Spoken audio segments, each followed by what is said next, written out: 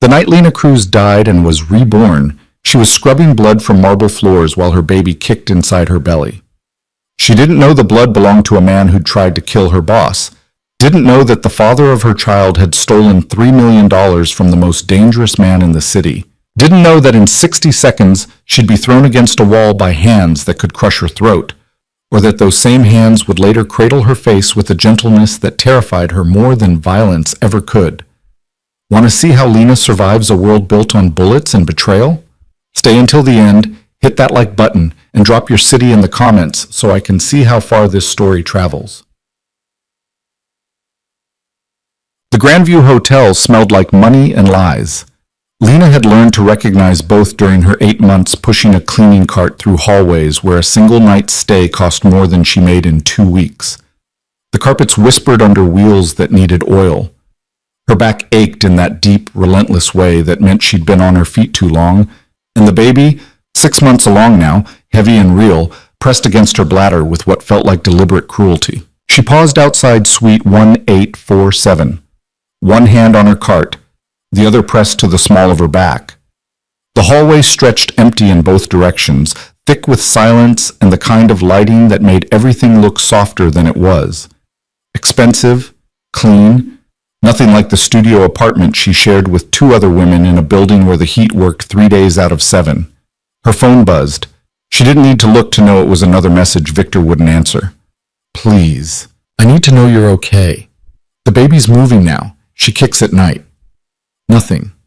3 weeks of nothing. The door to 1847 opened and a man stepped out. Lena's breath caught. She'd seen Adrian Vieri before.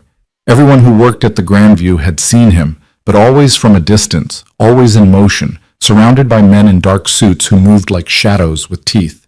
He owned the hotel. Owned half the city, if you believed the whispers that traveled through the break room. People said his family had built their fortune on construction and real estate, but everyone knew the foundation was something darker, older, soaked in blood that had dried decades ago, but never really washed away. Up close, he was worse than she'd imagined. Tall, built like a man who knew how to use his body as a weapon. Dark hair swept back from a face that was all sharp angles and harder edges. His suit probably cost more than her yearly salary, tailored so precisely it seemed like a second skin, but it was his eyes that made her fingers tighten on the cart handle. Dark, assessing, the kind of eyes that saw through people, past their smiles and excuses, straight down to the bone. He looked at her. Not through her, the way most guests did. At her. Saw her. Evening, he said. His voice was smooth, controlled, but there was something underneath it, gravel and glass. Good evening, sir. Lena kept her eyes down, her voice soft. The universal language of service workers everywhere. I'm not here. I don't exist. Please don't notice me. But he was already moving past her, and she could breathe again. She pushed her cart forward toward the elevators at the end of the hall when the first shot cracked through the silence. The sound didn't register at first. Too sharp. Too clean. Like a champagne cork, her brain insisted, but her body knew better. Her body was already dropping, already curling around the swell of her belly as instinct older than thought took over. The second shot was louder, closer. Glass shattered somewhere behind her. A man shouted. Not words, just a raw burst of sound. And then there were footsteps, running, and more voices, and her ears were ringing so loud she couldn't tell where anything was coming from. Hands grabbed her. Lena screamed, tried to scream, but the sound died in her throat as she was yanked backward, away from the elevators, away from the broken glass now glittering on the carpet like scattered diamonds. The hands were hard, unforgiving, and they lifted her like she weighed nothing despite the baby, despite her size. Don't move. Adrian Vieri's voice, close to her ear. His body was a wall at her back, solid and unyielding, and she could feel his heartbeat, steady, controlled, nothing like the panic clawing through her chest, against her shoulder blade. Another shot. The wall beside them exploded in a shower of plaster and paint. Fuck! Adrian's grip tightened. Marco, east stairwell! Someone was shooting at them. At him. She was just in the way. Just another piece of furniture in a hallway that had turned into a war zone. And the baby was kicking, frantic little movements that felt like Morse code. Help, help, help, help. I'm pregnant, Lena gasped, as if that mattered, as if bullets cared. I know. Adrian's voice was grim. Stay down. He moved, dragging her with him, keeping his body between her and whatever was happening in the hallway. She caught a glimpse of a man, young, wild-eyed, holding a gun that shook in his grip, before one of Adrian's security team appeared from nowhere and took him down with brutal efficiency. The gun skittered across the marble, spinning to a stop near her foot. Everything went quiet. Not real quiet. Her ears were still ringing, and somewhere an alarm was shrieking, and people were shouting, but the shooting had stopped, and that was close enough to silence to make her legs go weak. Adrian's hands shifted, gentle now, turning her to face him. Are you hurt? Lena shook her head, couldn't find words. The baby? I don't know. I don't... Her voice cracked. The baby was still moving. That was good, wasn't it? That meant something. Adrian's eyes went dark. He looked over her shoulder and his jaw tightened. Get her out of here. Now. Marco, with me. I want him alive if possible. Sir, we should move you to... Now, Marco. Strong hands, not Adrian's this time, took her arm. Another security guard, older, with a scar bisecting his left eyebrow. He was already pulling her toward a door she'd never noticed before, hidden in the wall's decorative paneling. Wait, Lena tried to pull back. I need to... My cart, my supplies. I have to clock out. The guard didn't even slow down. Ma'am, someone just tried to kill Mr. Vieri in front of 20 witnesses and 3 security cameras. You think anyone gives a damn about your cart right now? He had a point. The hidden door opened onto a service corridor that smelled like industrial cleaner and old concrete. Emergency lighting cast everything in harsh white, turning the guard's face into a collection of shadows and angles. He moved fast, one hand on her elbow, guiding her through a maze of passages she'd never seen despite 8 months of working in this building. Where are we going? Somewhere safe. I need to go home. Can't do that. Lena stopped walking, just planted her feet and refused to move, even when the guard tried to pull her forward. 8 months pregnant and exhausted and so far past scared, she'd come out the other side into something that felt almost like anger. I don't work for you, she said. I work for the hotel, housekeeping. I clean rooms and empty trash and pretend I don't see anything that happens in those rooms. And in exchange, they pay me $9 an hour under the table because I don't have papers. That's it. That's the entire transaction. Someone shooting at your boss doesn't change that. The guard looked at her like she'd just announced she could fly. Lady, you were standing 3 feet from Mr. Vieri when that kid opened fire. You're a witness. Maybe the only one who got a clear look at the shooter before my guys took him down. You think you're just going to clock out and go home like this was a normal shift? I didn't see anything. Doesn't matter what you saw. Matters what whoever sent that kid thinks you saw. The words hung in the air between them, heavy with implications Lena's tired brain didn't want to process. I just want to go home, she said quietly.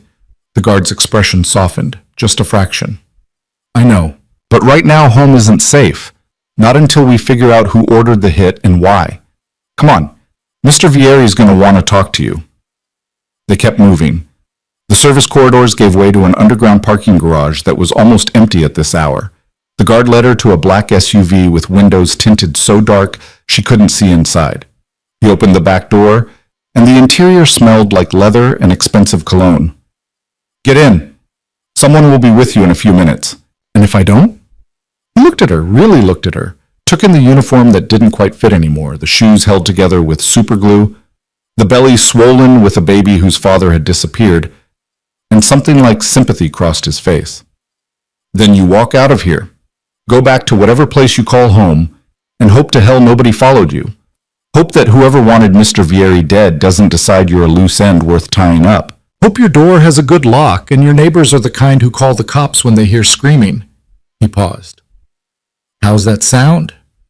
Lena got in the car. The door closed with an expensive thunk that sealed her inside, a silence so complete it felt like being underwater. The baby kicked, a rolling movement that pressed against her ribs. She put her hand over the spot, trying to offer comfort she didn't feel.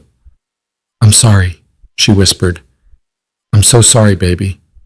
This wasn't supposed to happen. None of it was supposed to happen. Victor was supposed to come back. The money he'd been saving was supposed to be enough for them to get a real place, somewhere with heat that worked. and windows that closed all the way. He was supposed to be there when the baby came, supposed to hold Lena's hand and tell her everything would be okay, even if it wasn't. Instead, he'd vanished 3 weeks ago with nothing but a text. Have to go away for a while. Don't try to find me. And now she was sitting in a car that cost more than she'd make in 10 years, waiting to talk to a man whose eyes saw too much, about a shooting that had turned her from invisible to impossible to ignore. The driver's door opened. Lena jumped, her heart kicking into overdrive. But it was just the guard from before. He slid behind the wheel without looking at her, started the engine with a purr that sounded like contentment. Where are we going? Mr. Vieri's estate. About 40 minutes outside the city. I have work tomorrow. I need to... Called it in. You're taking a few personal days, paid. That stopped her. The Grandview didn't do paid personal days, not for housekeeping, not for anyone who earned less than a manager's salary. I don't understand. The guard pulled out of the parking space, navigating through their garage with the ease of long practice. You don't need to understand. You just need to sit tight and let Mr. Vieri handle things. I don't even know him. Yeah, well, you do now. They drove in silence. The garage gave way to city streets. Quiet at this hour, most of the traffic thinned to nothing, and then to a highway that cut through darkness, punctuated by streetlights and the occasional gas station. Lena watched it all through tinted windows that made everything look distant, unreal, like watching a movie of someone else's life. Her phone buzzed. She pulled it out, hope flaring bright and sharp in her chest. Victor, finally, he's going to explain everything. But it was just Rosa, her roommate. Where are you? Marco's friend saw cops at the hotel. You okay? Lena's thumbs hovered over the keyboard. What could she say? I'm fine. Just witnessed an assassination attempt and now I'm in a car with a scary man taking me to an even scarier man's house. Don't wait up. She typed. Work thing. Be back tomorrow. Rosa's response came fast. You better not be in labor without me, bitch. Despite everything, the fear, the exhaustion, the surreal nightmare her night had become, Lena smiled. Just a little. Not in labor. Promise.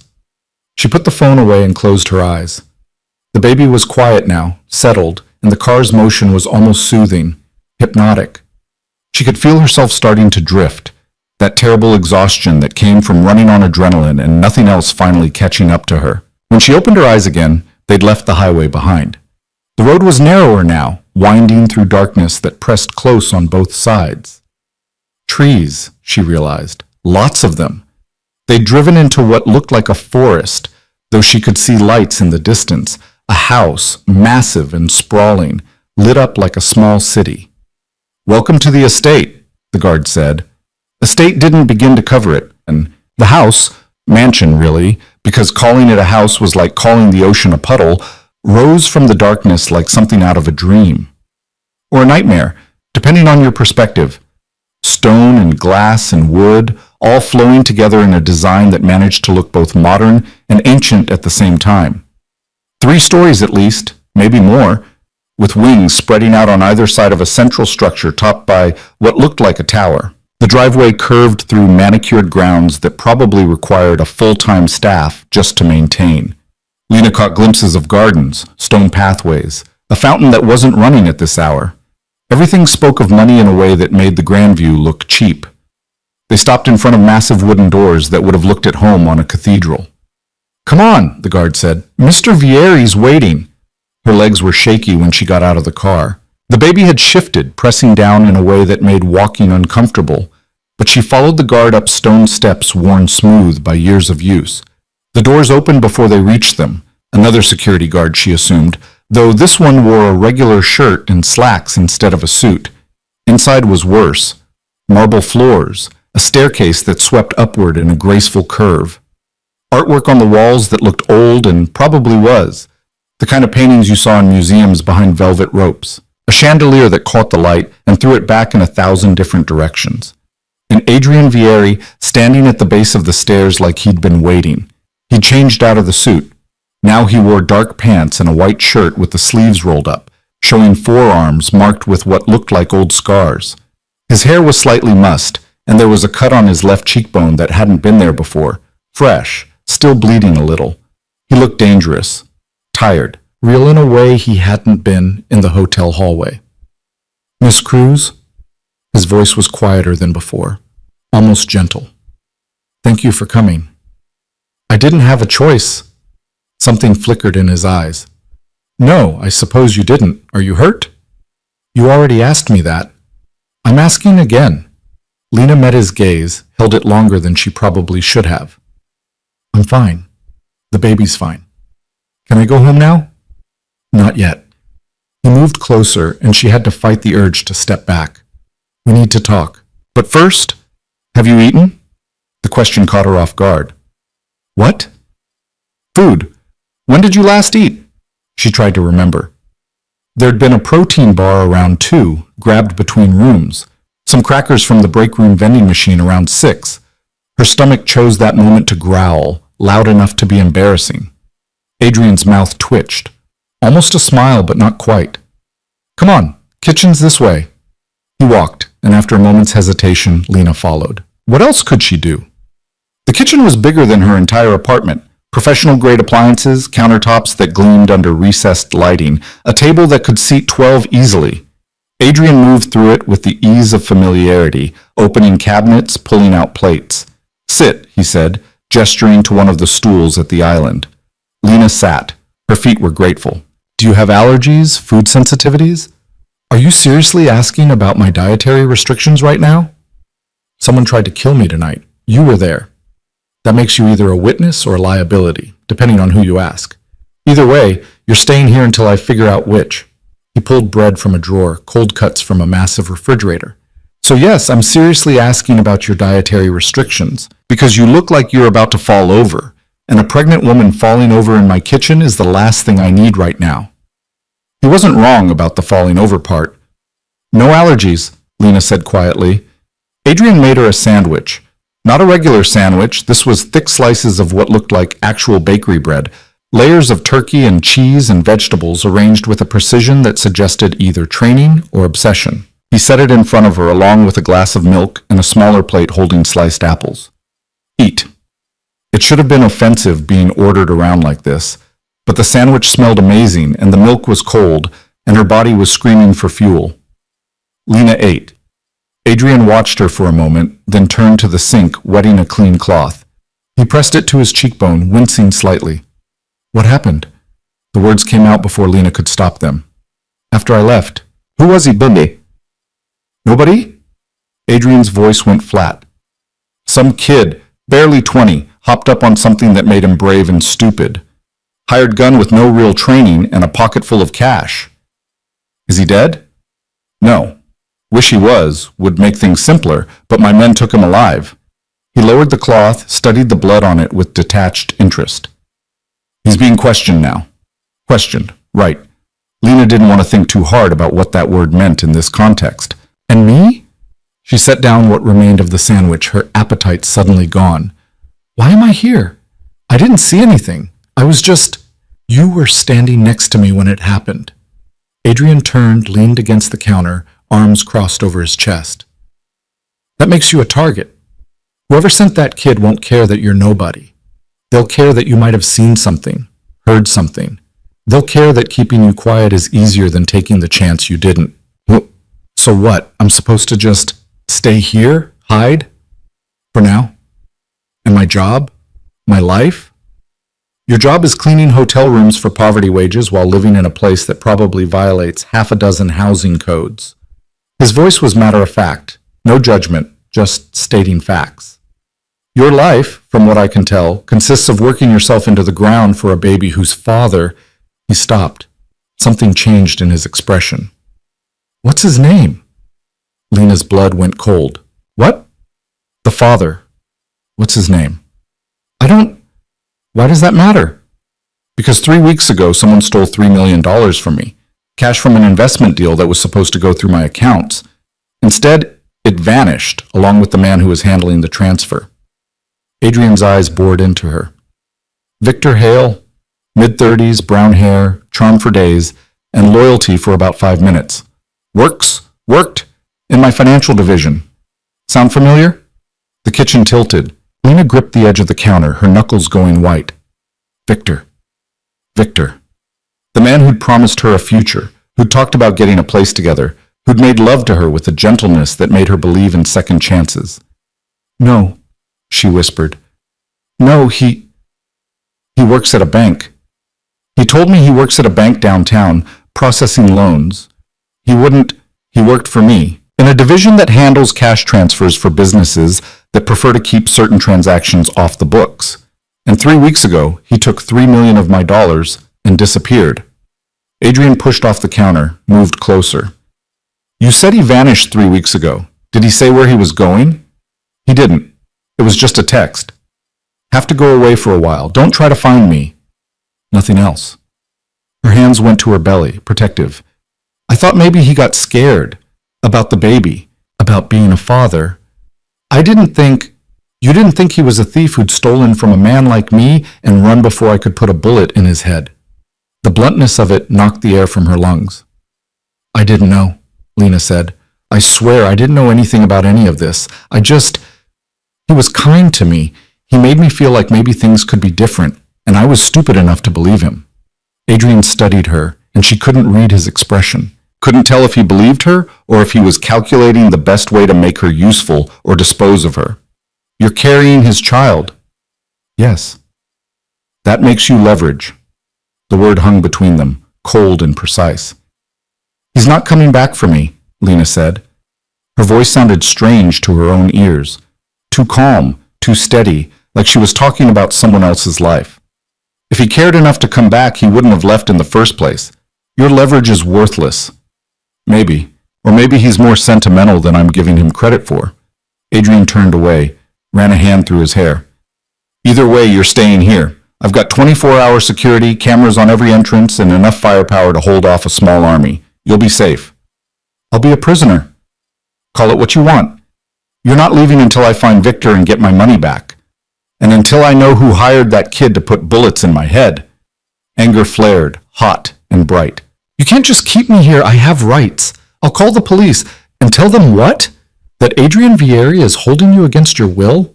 That you're a witness to an attempted assassination? He laughed, but there was no humor in it. The cops in this city either work for me or pretend I don't exist. You call them, they'll take a statement and file it somewhere it'll never see daylight. Then they'll call me and let me know you're being difficult. So I'm just supposed to accept this. Stay in your house, eat your food, wait around until you decide I'm useful or disposable. You're supposed to stay alive long enough to have that baby. Adrian's voice went quiet. Dangerous. Because right now, you and that kid are the only things keeping Victor from vanishing into whatever hole he's crawled into. He took my money. He made me look weak. And in my world, looking weak is the same as being dead. He moved past her, heading for the door, then stopped. There's a room made up on the second floor, east wing, third door on the left. Bathrooms attached. You'll find clothes in the closet. I had someone pick up a few things in your size. If you need anything else, tell Marco. He's head of security. He'll make sure you have it. And if I try to leave? Adrian looked back at her, and for just a moment she saw something in his eyes that might have been regret, or pity, or nothing at all. Don't, he said simply. Then he was gone, and Lena was alone in a kitchen that cost more than she'd earn in a lifetime, carrying the child of a man who'd destroyed both their lives, held captive by someone who might kill her or protect her, or both. The baby kicked. Lena put both hands over her belly, closed her eyes, and tried very hard not to cry. The room was obscene. That was the only word for it. Obscene in its size, its luxury, its casual display of wealth that didn't even bother to apologize for existing. The bed could have fit 4 people comfortably. The windows, massive things that stretched nearly floor to ceiling, looked out over grounds she couldn't fully see in the darkness. The bathroom had a tub big enough to swim in and a shower with enough heads to qualify as a small water park. And the closet. Lena stood in front of it, staring at clothes that still had tags attached. Maternity clothes, all in her size, ranging from casual to formal. Shoes lined up on built-in shelves, a robe that felt like wearing a cloud. Someone had known. Someone had anticipated this, her being here, needing clothes, needing to stay. The thought made her skin crawl. She should run, should find a way out of this house, get back to the city, disappear into the kind of anonymous poverty where people like Adrian Vieri didn't bother to look.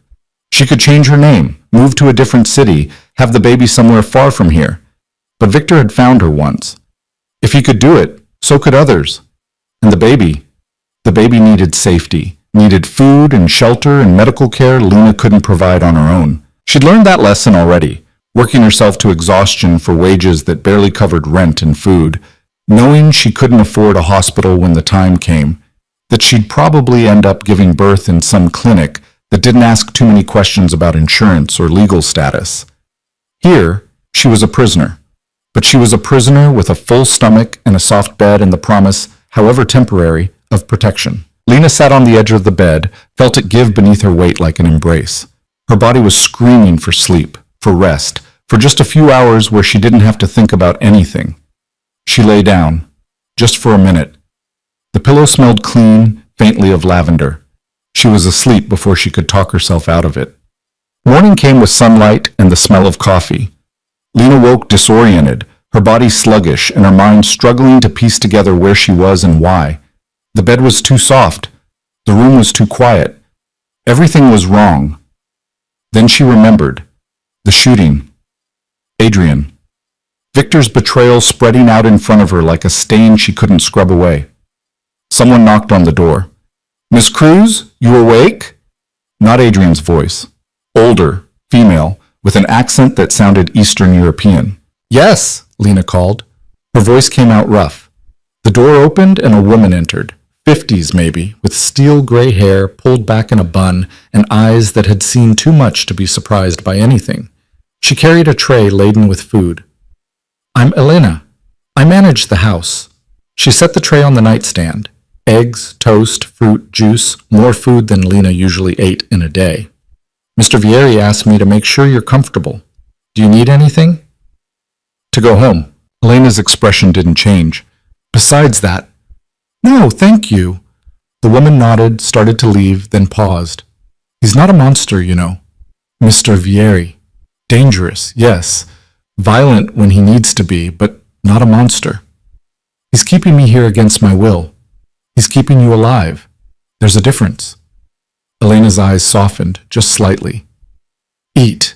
The baby needs it even if you don't want it." She left before Lena could respond. The food was good, too good. Lena ate because her body demanded it, because the baby was hungry, because refusing seemed pointless when she was already trapped. After, she showered in the ridiculous bathroom, dressed in clothes that fit perfectly, and felt expensive against her skin, and tried to figure out what the hell she was supposed to do now. The answer came in the form of Marco, the head of security, knocking on her door just after 10. "Mr. Vieri wants to see you, downstairs in his office." Of course he did. The office was on the first floor, down a hallway lined with more artwork and closed doors that probably led to rooms she'd never see. Marco opened one of them, gestured her inside, then closed it behind her with a soft click that sounded like finality. Adrian sat behind a desk that looked like it had been carved from a single piece of dark wood. He was reading something on a tablet, his expression focused, and he didn't look up immediately when she entered. Lena stood there, waiting, her hands folded over her belly. Finally, he set the tablet down and met her eyes. "How did you sleep?" "Like a prisoner." "Fair." He gestured to one of the chairs facing his desk. "Sit. We need to talk." She sat because standing felt like making a point that wouldn't matter anyway. Adrian leaned back in his chair, studying her with that same unsettling intensity from the night before. "The kid from last night talked. Took some convincing, but he talked." But Lena's stomach clenched. She didn't want to know what convincing meant. He was hired by a man named Dmitry Koslov, Russian, been operating in the city for about 2 years, trying to muscle in on territories that belong to other people, specifically territories that belong to me. Adrian's fingers drummed once on the desk. Apparently Dmitry thought killing me would open up opportunities. He was wrong. What does this have to do with me? Nothing. And everything. Adrian stood, moved to the window, looked out over grounds that probably stretched for acres. Victor stealing from me, Dmitry making a move. They're connected. Victor had been feeding information to Dmitry for months. Financial records, security details, schedules. He set me up to be robbed, And when that worked, Dmitri got ambitious. Figured if he could kill me, he'd take over everything I've built. The pieces clicked together, and Lena felt sick. Victor helped plan the assassination. Yes. And you're the woman carrying Victor Hale's baby, which makes you either bait or insurance, depending on how smart Victor is. Adrian turned to face her. My men are looking for him. When they find him, and they will, I'll use you to make sure he cooperates. He won't come for me. I already told you. He will if he thinks you're in danger, if he thinks I'll hurt you, or the baby, to get what I want. Adrian's voice was flat, emotionless. He's a coward and a thief, but he's not completely heartless.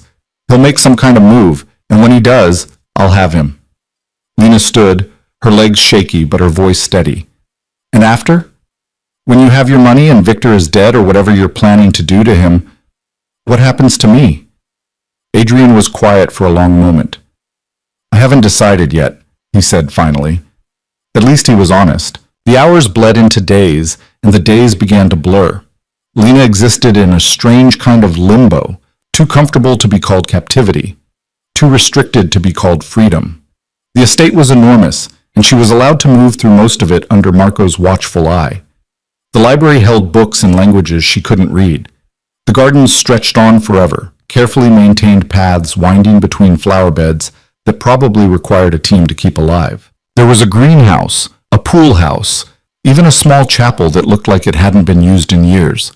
All of it belonged to Adrian Vieri, and none of it felt real. She saw him in fragments, passing in hallways, his phone pressed to his ear, his voice low and tense. Through windows, standing in the driveway while men in dark suits reported things that made his jaw tighten. Once, late at night, she'd come downstairs for water and found him in the living room with a glass of something amber, staring at nothing. He'd looked at her then, and she'd seen something in his eyes, exhaustion, maybe, or the weight of decisions that didn't come with good options, before his expression had shuttered closed. Go to bed, Miss Cruz. She'd gone.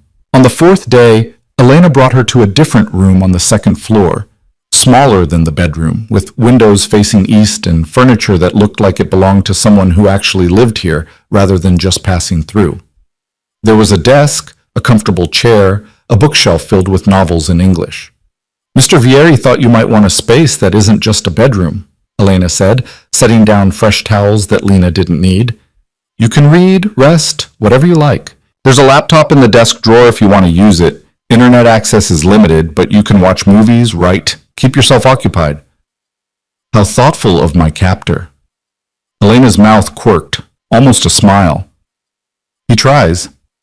After she left, Lena explored the room with the kind of careful attention you give to things that might vanish if you look away too long. The books were well worn, their spines creased from repeated reading. Literary fiction mostly, with a few thrillers mixed in. Someone had loved these books enough to keep them. The laptop was newer, expensive, the kind of machine that probably cost more than 3 months of her old salary. She opened it, half expecting to find it locked or monitored, but it booted up normally. The desktop was clean, no personal files, just a basic setup with access to streaming services and a word processor. No email, no social media, no way to reach the outside world. Lena sat at the desk and tried to write down everything that had happened. The shooting, Victor's betrayal, Adrian's cold calculation about her usefulness, but the words wouldn't come. Her hands hovered over the keyboard, and all she could think about was the baby moving inside her, pressing against her ribs like a reminder that nothing about this situation was abstract or temporary. She was 7 months pregnant now. In 2 months, maybe less, she'd give birth to Victor's child, who was being used as bait to catch a thief. The absurdity of it would have been funny if it weren't so terrifying. A knock interrupted her spiral. Come in, she called, expecting Elena or maybe Marco with another message from Adrian. Instead, Adrian himself walked through the door. He'd changed since the last time she'd seen him. His clothes were more casual now, dark jeans and a sweater that made him look younger, almost approachable. But his eyes still carried that weight, that sense of a man who'd seen too much and remembered all of it. You settling in? He asked. Lena closed the laptop. Is that what we're calling this? Settling in? Would you prefer I use a different phrase? I'd prefer you let me go. We've had this conversation. Adrian moved into the room, his presence somehow making the space feel smaller. You're not leaving until this is resolved. I thought I made that clear. Crystal clear. Doesn't mean I have to like it. He studied her for a moment, and she couldn't read his expression. Elena said you haven't been eating much. The breakfast trays keep coming back half-finished. I'm not hungry. The baby needs nutrition. The baby's fine. I'd know if something was wrong. Would you? Adrian's voice sharpened. When's the last time you saw a doctor? Had a checkup? Made sure everything's developing the way it should? Lena's hands tightened in her lap. I was going to go to the clinic. Before all this happened, there's a place downtown that doesn't ask too many questions about insurance. A clinic. He said it like the word tasted bad. You were going to have a baby in some back alley operation where they probably reuse needles and can't afford proper equipment. It's what I could afford. That's not an answer. It's the only answer I have. Lena stood, her frustration boiling over into something sharper. You think I wanted this? You think I planned to get pregnant by a man who turned out to be a lying thief? I was doing the best I could with what I had, which was nothing. No papers, no legal status, no safety net. Just a job that paid under the table in a studio apartment with two other women who needed the space as much as I did. Adrian's expression didn't change, but something shifted in his eyes. There's a doctor coming tomorrow, Dr. Sarah Chen. She specializes in high-risk pregnancies, and she's discreet. She'll examine you, make sure everything's okay with the baby. I don't need... Yes, you do, and before you argue this isn't a request, you're carrying Victor Hale's child under my roof, and I'm not taking chances with complications that could have been prevented. He paused. Consider it self-interest. A healthy baby is better leverage than a sick one. The words hit like a slap, even though he'd meant them to be practical. You're a real bastard, you know that? I've been called worse. Adrian moved toward the door, then stopped. There's a gym on the lower level. Pool's heated if you want to swim. Walking the grounds is fine as long as Marco knows where you are. You don't have to stay locked in your room just because you're angry. I'm not angry. I'm terrified. The admission surprised her as much as it seemed to surprise him. Adrian turned back, and for the first time since she'd met him, his expression softened into something that might have been sympathy. Good. Terrified keeps you careful, keeps you from doing something stupid like trying to run. Would you really hurt me if I tried to leave? He was quiet for a long moment. I don't hurt pregnant women, but I can't speak for whoever's out there looking for Victor. You walk out that door, you're on your own. No protection, no resources, just you and a baby against people who won't hesitate to use both of you to get what they want. And you're different? I'm using you to get Victor. They'd use you to get to me. Choose which option sounds better. He pulled the door open, paused. Dr. Chen will be here at 10 tomorrow morning. Be ready. Then he was gone, and Lena was alone with her thoughts and the baby kicking steadily against her ribs. The doctor arrived precisely at 10, accompanied by a nurse and enough medical equipment to set up a small clinic in one of the guest rooms. Dr. Chen was 50s, Chinese-American, with steady hands and eyes that had probably seen everything twice. Miss Cruz, I'm Sarah Chen. I understand you haven't had any prenatal care yet. Lena sat on the bed they'd converted into an examination table, feeling exposed in the thin gown Elena had provided. Not really. I couldn't afford it. Well, we'll make sure everything's where it should be.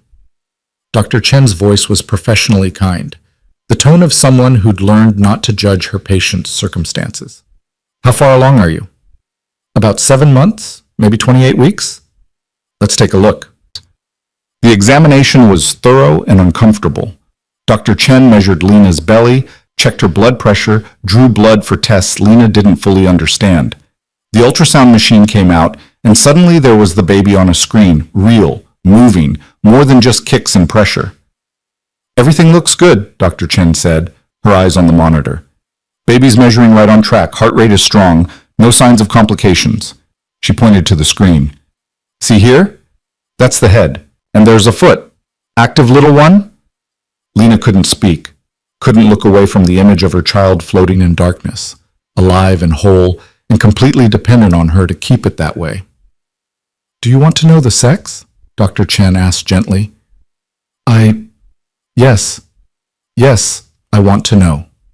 It's a girl. A girl. She was having a daughter. The weight of it settled over Lena like a physical thing, responsibility and terror, and something else she didn't have a name for. A girl who'd grow up either protected or destroyed by the circumstances of her birth, depending on how the next few weeks played out. "Thank you," Lena managed. Dr. Chen printed out images from the ultrasound, handed them to Lena like they were precious. "I'm leaving you some vitamins, prenatal supplements, iron, calcium. Take them daily. No alcohol, no smoking, plenty of water and rest. Your blood pressure is slightly elevated, which concerns me given your stress levels. Try to find ways to relax. Relaxing isn't really an option right now.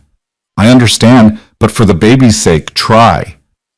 Dr. Chen packed up her equipment, her movements efficient. "I'll be back in 2 weeks to check on you again. If anything feels wrong before then, bleeding, severe pain, decreased movement, you call me immediately. Mr. Vieri has my number." Of course he did. After they left, Lena lay on the bed holding the ultrasound images, staring at the blurry black and white proof that her daughter existed. She'd known, of course, had felt the kicks, seen her belly swell, lived with the reality of pregnancy for months. But seeing the baby on screen made it different, made it impossible to pretend this was happening to someone else. She was going to be a mother, and her daughter's father was a thief who'd sold them both out for $3 million. The tears came then, hot and angry, and Lena let them fall because there was no one to see, no one to judge her for the weakness of crying over circumstances she couldn't control. Elena found her an hour later, still holding the ultrasound images, her eyes swollen and her face blotchy. "Oh, honey," the older woman's voice was soft. "Come on, let's get you cleaned up." She helped Lena to the bathroom, ran a cool cloth over her face, braided her hair back with gentle hands. Mothering gestures that made Lena want to cry all over again because she couldn't remember the last time someone had taken care of her like this. "It's a girl," Lena said. Her voice came out small. "I'm having a girl." "I know. Dr. Chen told Mr. Vieri." Elena met her eyes in the mirror. "He seemed pleased." "Why would he care?" "Because you're under his protection now, whether you want to be or not." Elena's hands stilled. "He's not a good man, Lena, but he's not completely bad either. There's honor in him buried under all the violence and business. He won't let anything happen to you or that baby, as long as you're here." "What happens when I'm not here anymore? When he finds Victor and gets his money back?" Elena didn't answer, which was answer enough. That night, Lena couldn't sleep. The baby was restless, moving constantly, and every time she closed her eyes, she saw Victor's face, the way he'd smiled at her, touched her, made promises he'd never intended to keep. She tried to hate him, but the hate wouldn't come. Just a hollow ache where trust used to live. Around 2 a.m, she gave up on sleep and went downstairs. The house was quiet, but not empty. She could hear voices from somewhere. Low, tense, the kind of conversation that happened behind closed doors. Marco stood in the hallway outside what she'd learned was Adrian's study, his expression neutral. "Can't sleep?" he asked. "Something like that." "Kitchen's open. Help yourself to whatever you want." But Lena didn't want food. She wanted answers, wanted to understand what was happening in that room, what plans were being made that would determine her future and her daughter's. Marco's radio crackled. He stepped away to answer it, and Lena moved closer to the study door. Not close enough to be obvious, just close enough to hear. "Trace the money to an account in Grand Cayman." A man's voice, unfamiliar. "Transferred again 2 days later to Hong Kong. We're working on tracking it further, but he's being smart about it." "Not smart enough." Adrian's voice, cold and controlled. "Victor's good with numbers, but he's not a professional. He'll make a mistake." "What about the girl?" Silence, long enough that Lena's heart started to race. "What about her?" Adrian said finally. "She's a complication. If Victor really doesn't care about her, we're wasting resources keeping her here. Might be simpler to just, no." The word came out flat, absolute. "Sir, I'm just saying, I know what you're saying, and I'm telling you no. She stays here, protected, until this is finished. Are we clear?" "Crystal." "Good. Now get back to work on those accounts. I want to know everywhere that money went and who touched it. Victor's not the only one involved in this. Someone helped him set up those transfers, and I want names." Footsteps approached the door. Lena moved fast, trying to get back to the hallway before anyone saw her, but she wasn't fast enough. The door opened and a man she didn't recognize walked out. Late 40s, expensive suit, the kind of face that was forgettable on purpose. He saw her. His eyebrows went up. Eavesdropping, Miss Cruz? I was getting water. Kitchen's the other direction. Adrian appeared in the doorway behind him, and his expression when he saw Lena went carefully blank. James, give us a minute. The man, James, nodded and disappeared down the hallway. Adrian looked at Lena, and she couldn't tell if he was angry or just tired. How much did you hear? Enough to know someone wants me gone and you said no. She met his eyes. Why? Come inside. It wasn't a request.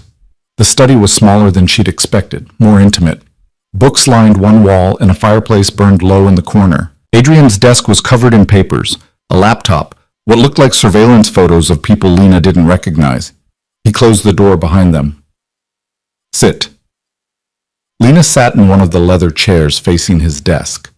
Adrian didn't sit. He poured himself a drink from a crystal decanter, held it without drinking, stared at the amber liquid like it might have answers. You want to know why I'm protecting you? He said. Yes.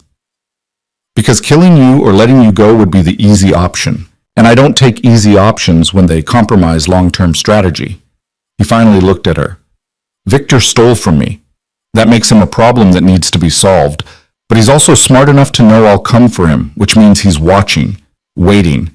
If you disappear, he'll know something happened. He might run further, make it harder to find him. So I'm bait. Your insurance, there's a difference. Not from where I'm sitting. Adrian smiled, but it didn't reach his eyes. No, I suppose not. He moved to the chair beside hers, sat down, suddenly closer than she'd expected. Close enough that she could smell his cologne, see the shadow of stubble on his jaw. I'm not going to hurt you, Lena. His voice was quieter now, almost gentle. I'm not going to hurt your daughter. Whatever happens with Victor, whatever I have to do to get my money back and make an example out of him, you and the baby are separate from that. You have my word. Your word? She couldn't keep the bitterness out of her voice. What's that worth? More than you think. I don't make promises I can't keep. Victor made promises. Victor's a liar and a thief who got in over his head and thought charm would save him. Adrian's eyes were dark, unreadable. I'm not Victor. No, you're something worse. Probably. He didn't sound offended. But I'm honest about what I am. I don't pretend to be something better, and I don't make deals I can't honor. You stay here, safe, until this is done. That's the deal. I find Victor, I get my money, and then we figure out what comes next. And if you don't find him, I will. The certainty in his voice was almost frightening. Lena stood, suddenly too tired to keep fighting, too exhausted to care about the details of her captivity. I'm going back to bed. Lena. She stopped at the door. Dr. Chen said you're having a girl. Yes. Congratulations. The word was so unexpected, so incongruous with everything else, that Lena almost laughed. Almost. Thanks, she said instead, and left before he could say anything else that might make her forget he was the man keeping her prisoner. The days continued to blur. Dr. Chen came back as promised, pronounced everything normal, and left more vitamins. Elena brought meals and conversation, carefully avoiding any topic that might lead to questions about how long Lena would be staying or what would happen when she left. Marco maintained his professional distance, always present but never intrusive. And Adrian was everywhere and nowhere. She'd catch glimpses of him, on the phone in his study, walking the grounds with men whose faces she was starting to recognize, standing in the library reading books that looked older than she was. He never approached her directly, never sought her out, but she was aware of him constantly. The weight of his presence in the house, the knowledge that every decision about her life was being made by a man she barely knew. It should have been maddening. It was maddening, but it was also, in a strange way, the safest she'd felt in months. On the 10th day, everything changed. Lena was in the garden, walking the paths Elena had shown her, when Marco appeared at her side. Mr. Vieri wants to see you now. Something in his voice made her stomach drop. What happened? Just come with me. She followed him back to the house through hallways that suddenly felt too long, too quiet. Adrian was in his study, standing at the window with his back to the door. When he turned, his expression was unreadable. "We found him," he said. "Victor. He's in Mexico City, staying at a hotel under a fake name. My men have eyes on him." Lena's heart kicked into her throat. "When?" "This morning. He got careless, used a credit card we'd been monitoring. Stupid mistake for someone who's supposed to be smart about money." Adrian's jaw tightened. "I'm leaving tonight to bring him back." "And me?" "You stay here. Protected. This doesn't involve you." "He's the father of my child. Of course it involves me." Adrian was quiet for a moment, his eyes searching her face. "Do you want to see him when I bring him back?" The question caught her off guard. Did she? Did she want to face the man who'd lied to her, used her, abandoned her when she needed him most? Did she want to look Victor in the eyes and demand answers she probably wouldn't believe? "I don't know," Lena said honestly. "Think about it. You've got a few days." Adrian moved past her toward the door, then stopped. "Whatever happens, whatever I have to do to make this right, you're still under my protection. That doesn't change." "Why?" The word came out before she could stop it. "Why do you care?" He looked at her, and something flickered in his eyes. Something she couldn't name. "Because someone should," he said simply. Then he was gone, and Lena was left standing in the study holding her belly, where her daughter kicked and kicked and kicked, as if trying to remind her that none of this was theoretical anymore. It was real, and it was happening. And somewhere in Mexico City, the man who destroyed her life was about to learn what happened when you stole from Adrian Vieri. Adrian left that night with 4 men and a duffel bag Lena didn't want to think too hard about. She watched from the window of her room as the SUVs pulled away, their taillights disappearing into darkness that seemed thicker than usual, more final. The house felt different without him. Not safer. Not quieter. Just hollow. Like a stage set waiting for the actors to return. Elena moved through the rooms with her usual efficiency, but even she seemed subdued. Marco doubled the security rotations, and Lena caught glimpses of armed men she'd never seen before patrolling the grounds. "How long will he be gone?" she asked Elena the next morning over breakfast she couldn't quite finish. "As long as it takes." Elena refilled her orange juice without being asked. "Could be 2 days, could be a week. Mr. Vieri doesn't rush these things." "What things? What's he going to do to Victor?" Elena's expression didn't change, but something shifted in her eyes. "Whatever needs doing. Eat your eggs. They're getting cold." Lena pushed the plate away. "I can't stop thinking about it, about seeing him again.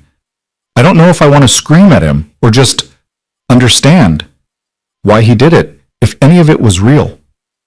Does it matter? Whether it was real? It matters to me." Elena sat down across from her, a rare break in her constant motion. Men like Victor, they're good at making women feel special, feel seen. They know exactly what to say, how to touch, when to smile. It's a skill, like playing piano or speaking French. Doesn't mean the music isn't pretty while it lasts. That's depressing. That's honest. Elena's hands folded on the table. But here's the thing. You get to decide what happens next, not him, not even Mr. Vieri, though he'd disagree with me saying so. When Victor gets here, when you see him again, you can ask your questions or you can walk away without a word. Either way, you're the one with the power now. I'm 7 months pregnant and living in a house I can't leave. I don't have any power. You're carrying a child that man abandoned. You survived without him. You're still standing. Elena's voice gentled. That's more power than you think. The hours crawled. Lena tried to read, but the words wouldn't stick. Tried to sleep, but her mind kept spinning through scenarios. What she'd say to Victor, how he'd respond, whether Adrian would let them talk at all, or if this was just a formality before whatever came next. The baby seemed to sense her agitation, kicking constantly, pressing against her ribs hard enough to make breathing uncomfortable. Dr. Chen had said stress was bad for the pregnancy, had warned about elevated blood pressure, the risk of early labor. Lena pressed her hands to her belly and tried to breathe slowly, tried to find some center of calm in the chaos swirling through her head. Her daughter deserved better than this, deserved a mother who wasn't falling apart over a man who'd never deserved her in the first place. On the second night, she dreamed about the hotel. The hallway stretched endless in that way dreams do, and she was pushing her cart, but the wheels wouldn't turn properly. They caught on the carpet, jerked and stuttered, and when she looked down, she saw they were leaving trails of blood. She tried to stop, to turn around, but her hands wouldn't release the handle. Victor appeared at the end of the hallway. He smiled at her, that same warm smile that had convinced her he was different, that he cared, and he held out his hand. "Come on, Lena, we'll figure it out together."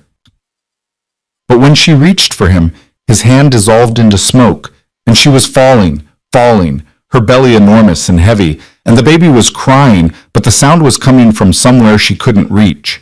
She woke gasping, her heart hammering, the sheets twisted around her legs. 3 a.m. The house was silent.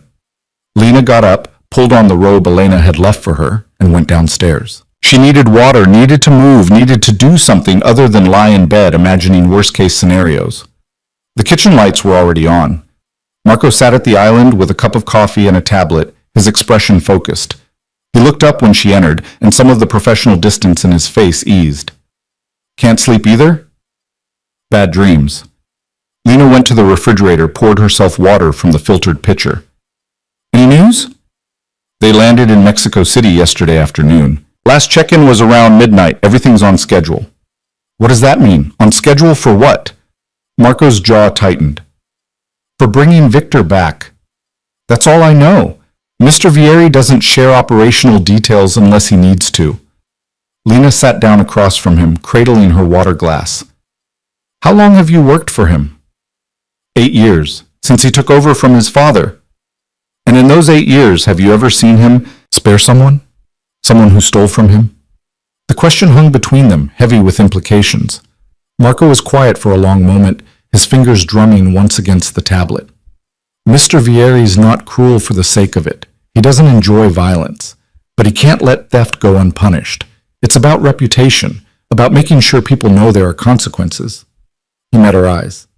"Victor knew the risks when he took that money. Whatever happens to him, he brought on himself. And me? What did I bring on myself?" "Nothing. Your collateral damage, wrong place, wrong time, wrong man." Marco's expression softened slightly. "But for what it's worth, I've never seen Mr. Vieri go this far to protect someone who wasn't family. The security, the doctor, keeping you comfortable. That's not standard protocol for leverage." "Then what is it?" "I don't know, but I've learned not to question his decisions." They sat in silence for a while, the only sound the quiet hum of the refrigerator and the distant creak of the house settling.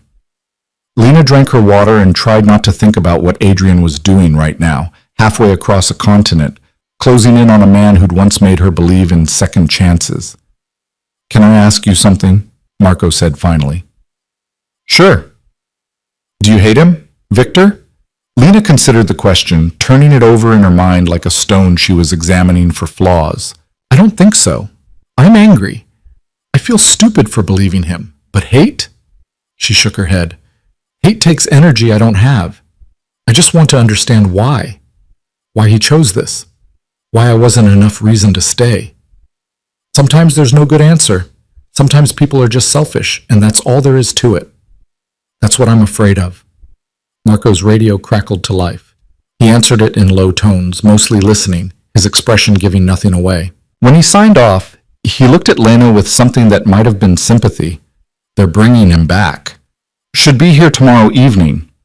The words hit like a punch. Tomorrow. Less than 24 hours before she'd have to face the man who'd fathered her child and then disappeared like she'd never mattered at all. "I need to go back to bed," Lena said, standing quickly. Too quickly. The room tilted slightly and Marco was there immediately, his hand on her elbow, steadying her. "You okay?"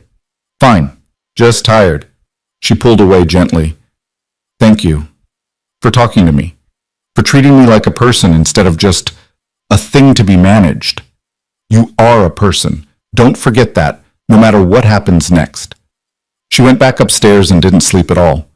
The next day dragged on with the weight of inevitability. Elena brought her lunch and tried to make conversation, but Lena couldn't focus on anything except the clock ticking toward evening.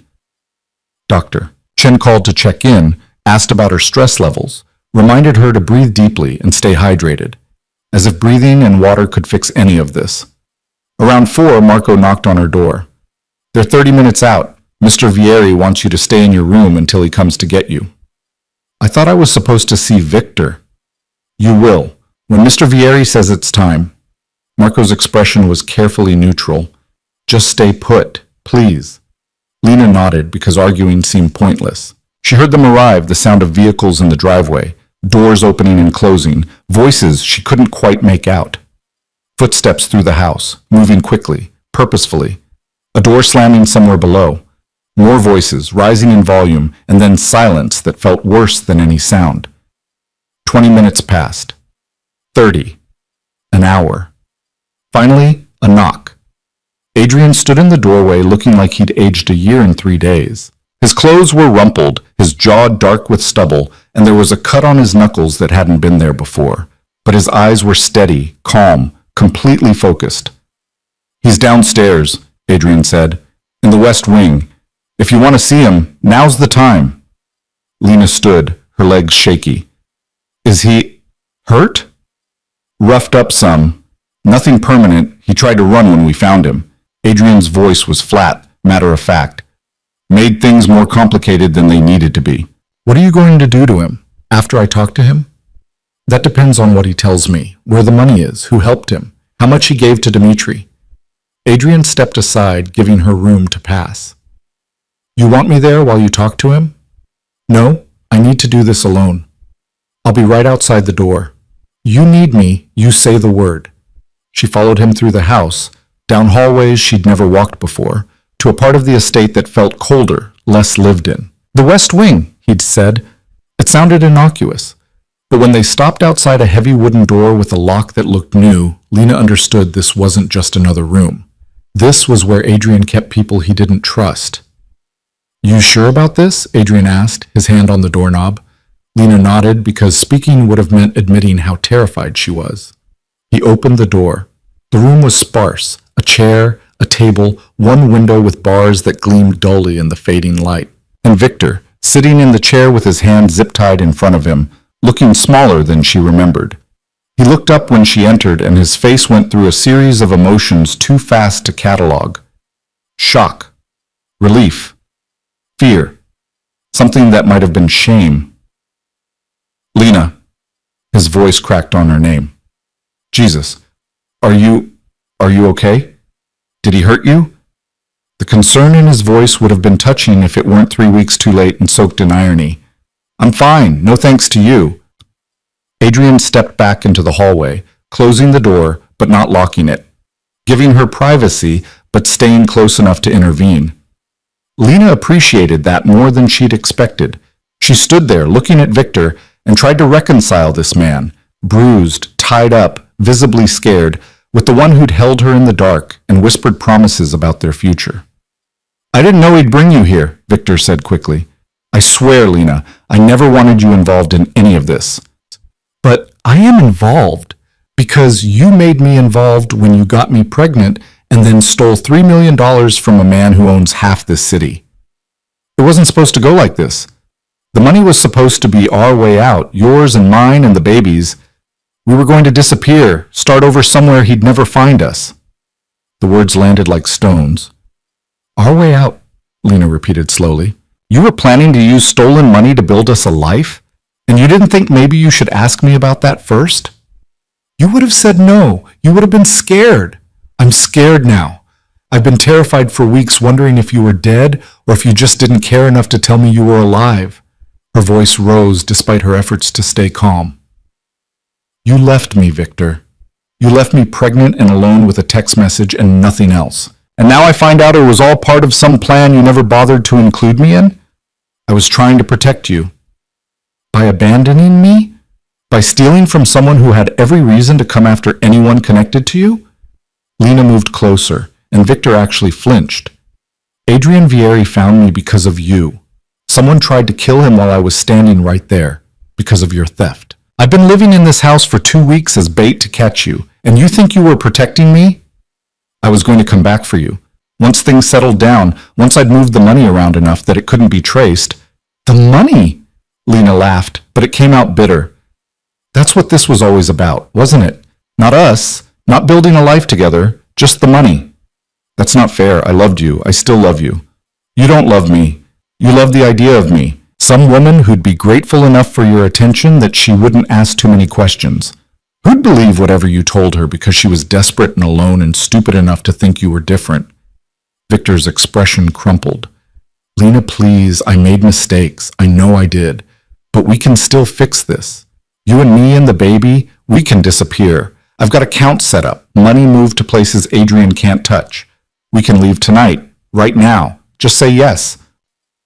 For a moment, just one brief, insane moment, Lena almost considered it. Almost let herself imagine a world where Victor's promises were real, where they could vanish into some tropical paradise and pretend the last 3 weeks hadn't happened. Then the baby kicked, hard, and reality crashed back. You really think Adrian Vieri is just going to let us walk out of here? You think he brought you all the way back from Mexico to have a conversation? I think he brought me back to get his money, and I'll give it to him, all of it, as soon as he lets us go. He's not letting anyone go, Victor, least of all you. Then we run, tonight. I've still got contacts, people who can help. Stop. Lena put her hands up, suddenly exhausted beyond measure.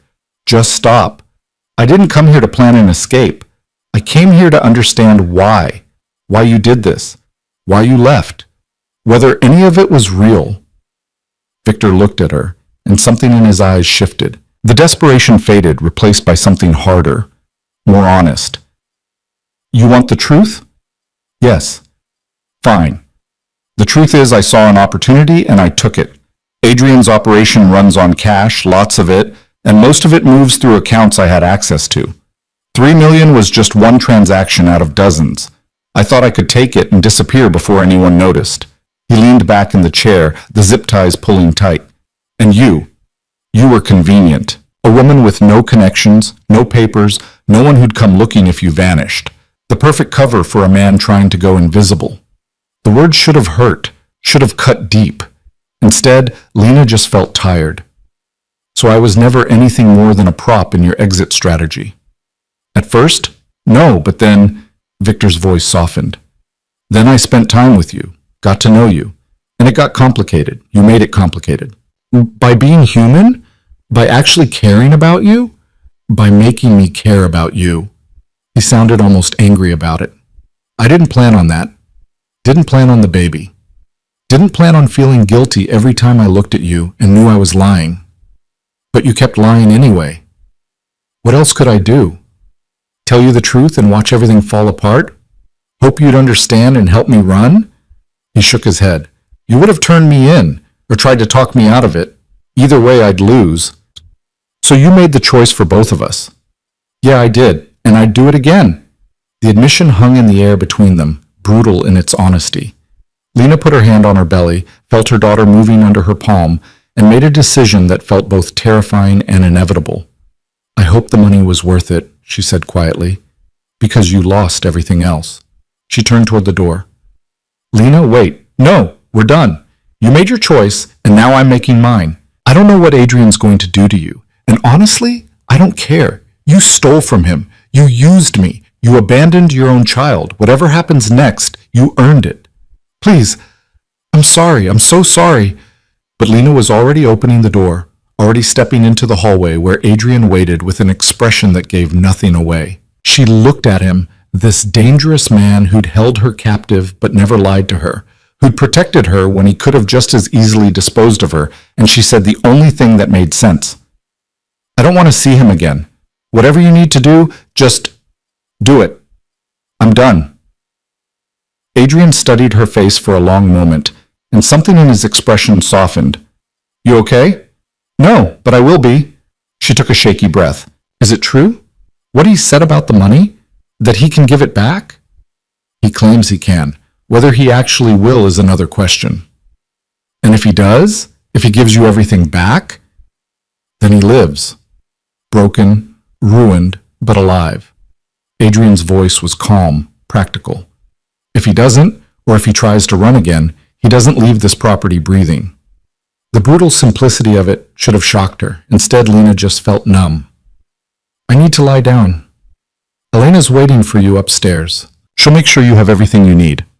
Lena started to walk away, then stopped. Adrian? Yeah?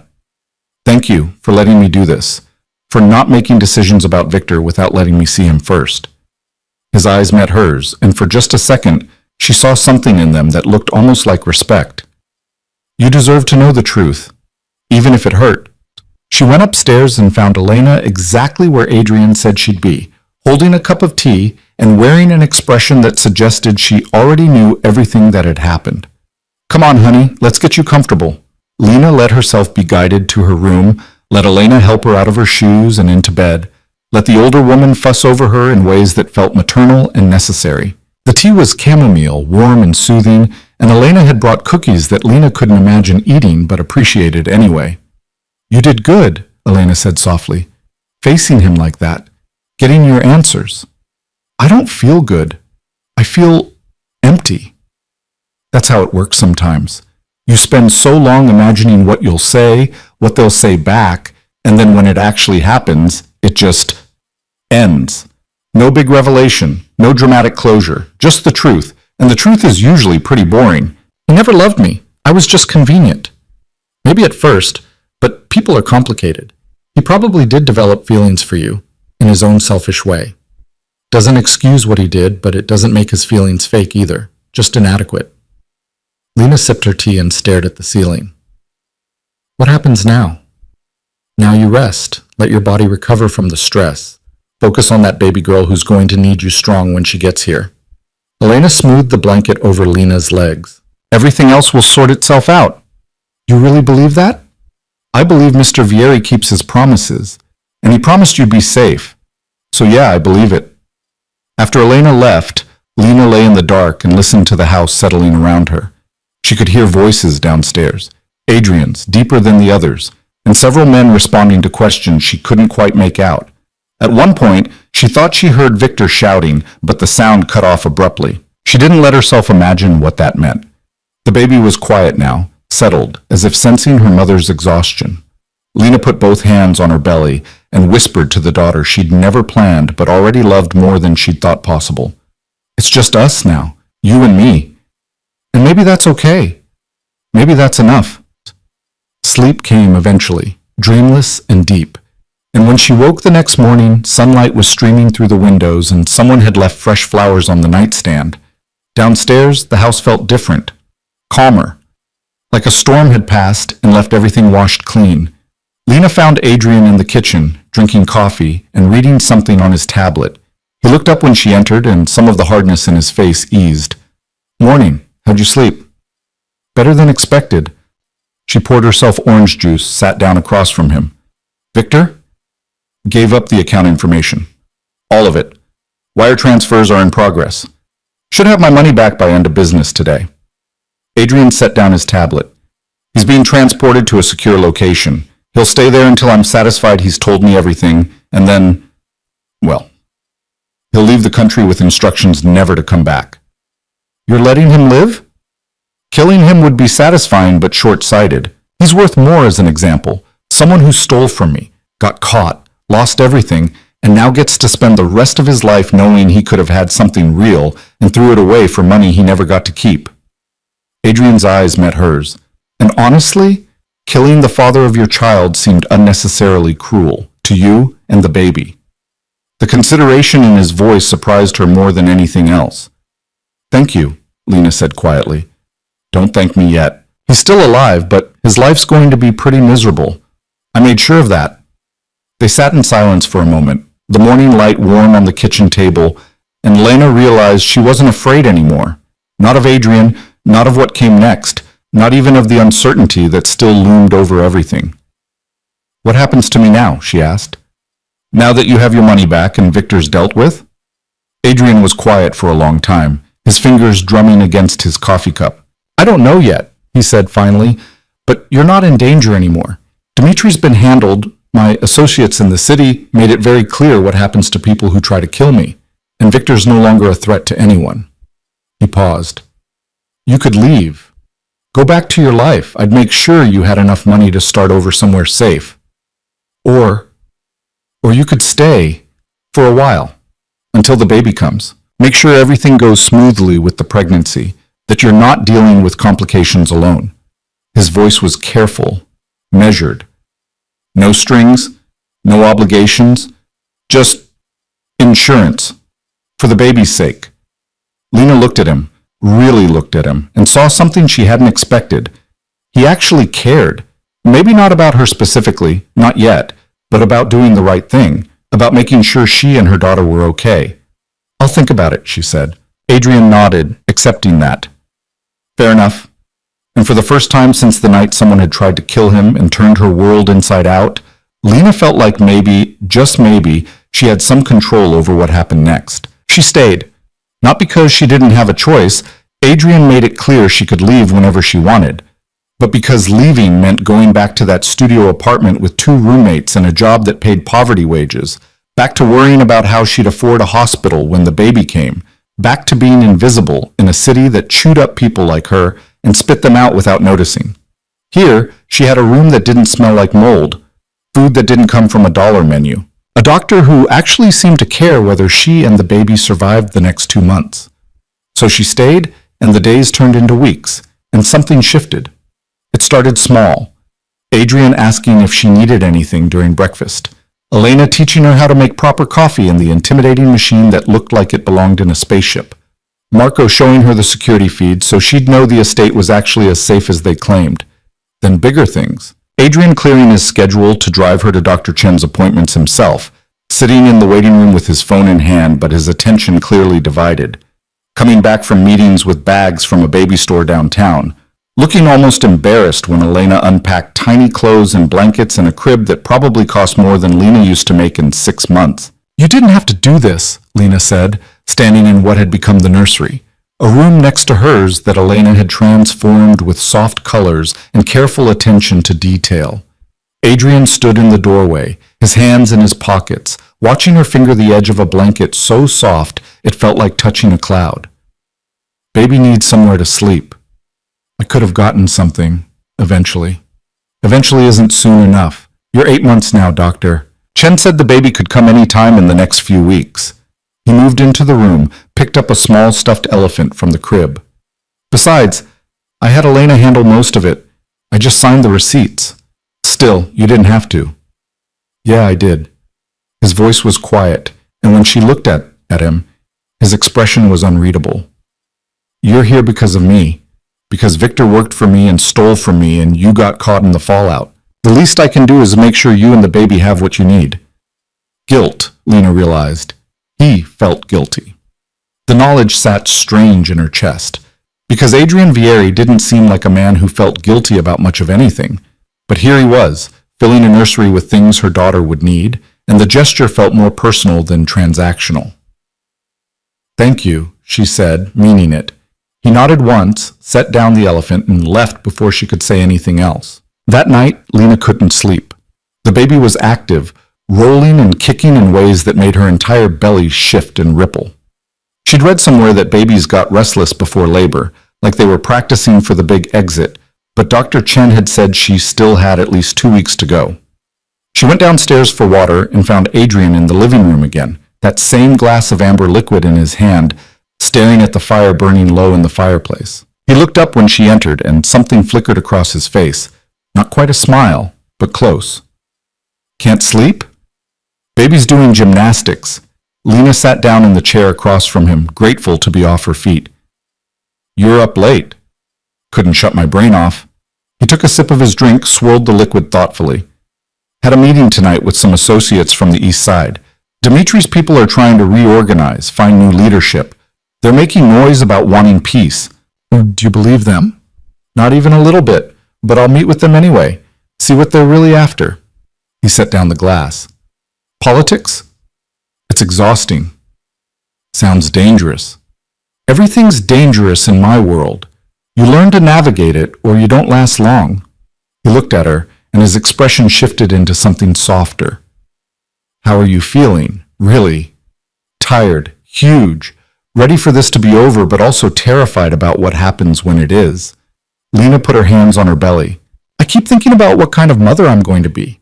Whether I'll be any good at it. You'll figure it out. Most people do." Did your mother? The question came out before she could stop it, too personal, crossing a line she hadn't meant to cross. But Adrian didn't look offended, just thoughtful. My mother died when I was 12. Cancer. She was complicated.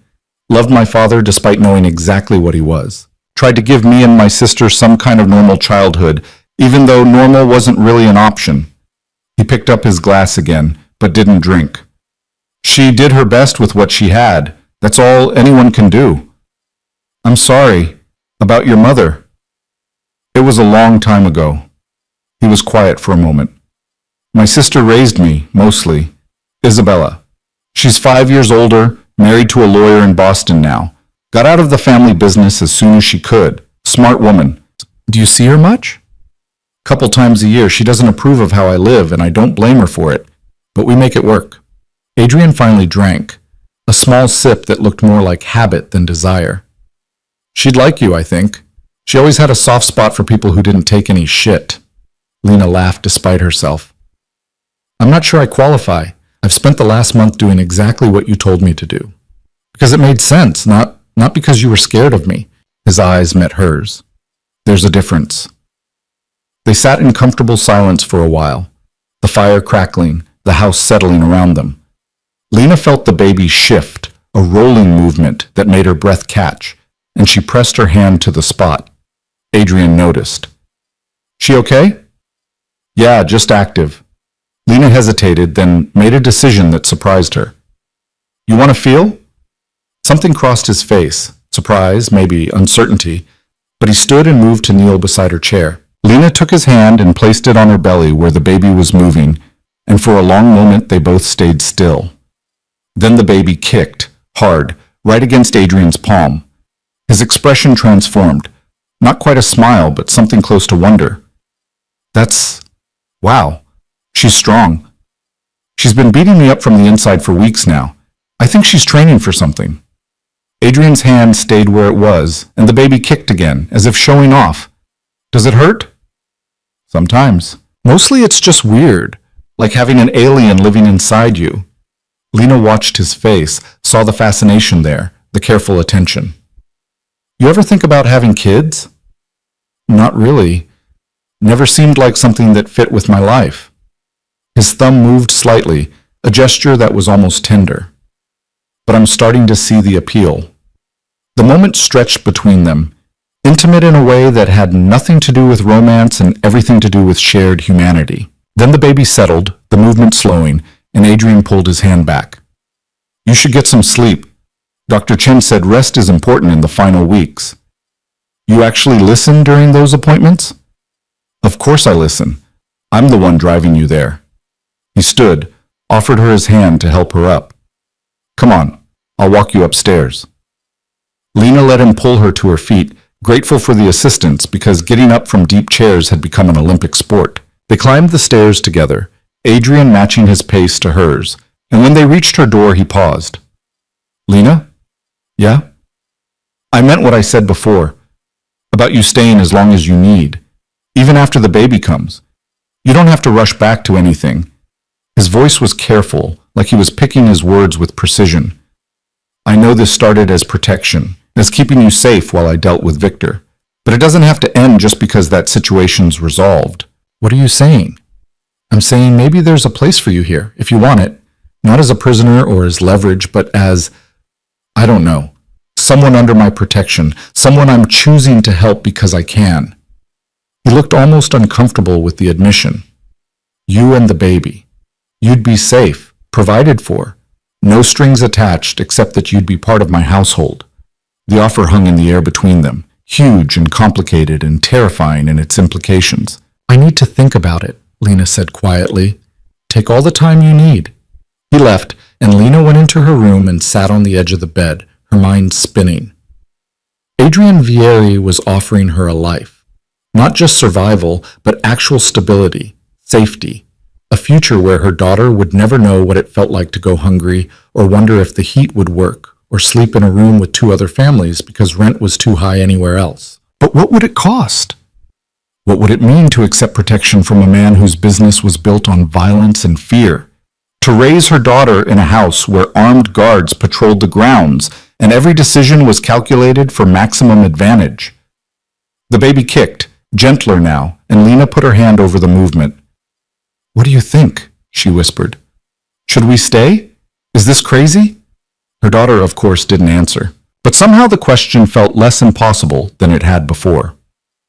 The next morning, Elena found her in the nursery, sitting in the rocking chair someone had placed by the window. Couldn't sleep again? Slept a little, then woke up thinking. Lena gestured at the room. "All of this, it's too much." "It's exactly enough." Elena began folding the tiny clothes that had been delivered yesterday, her movements practiced and sure.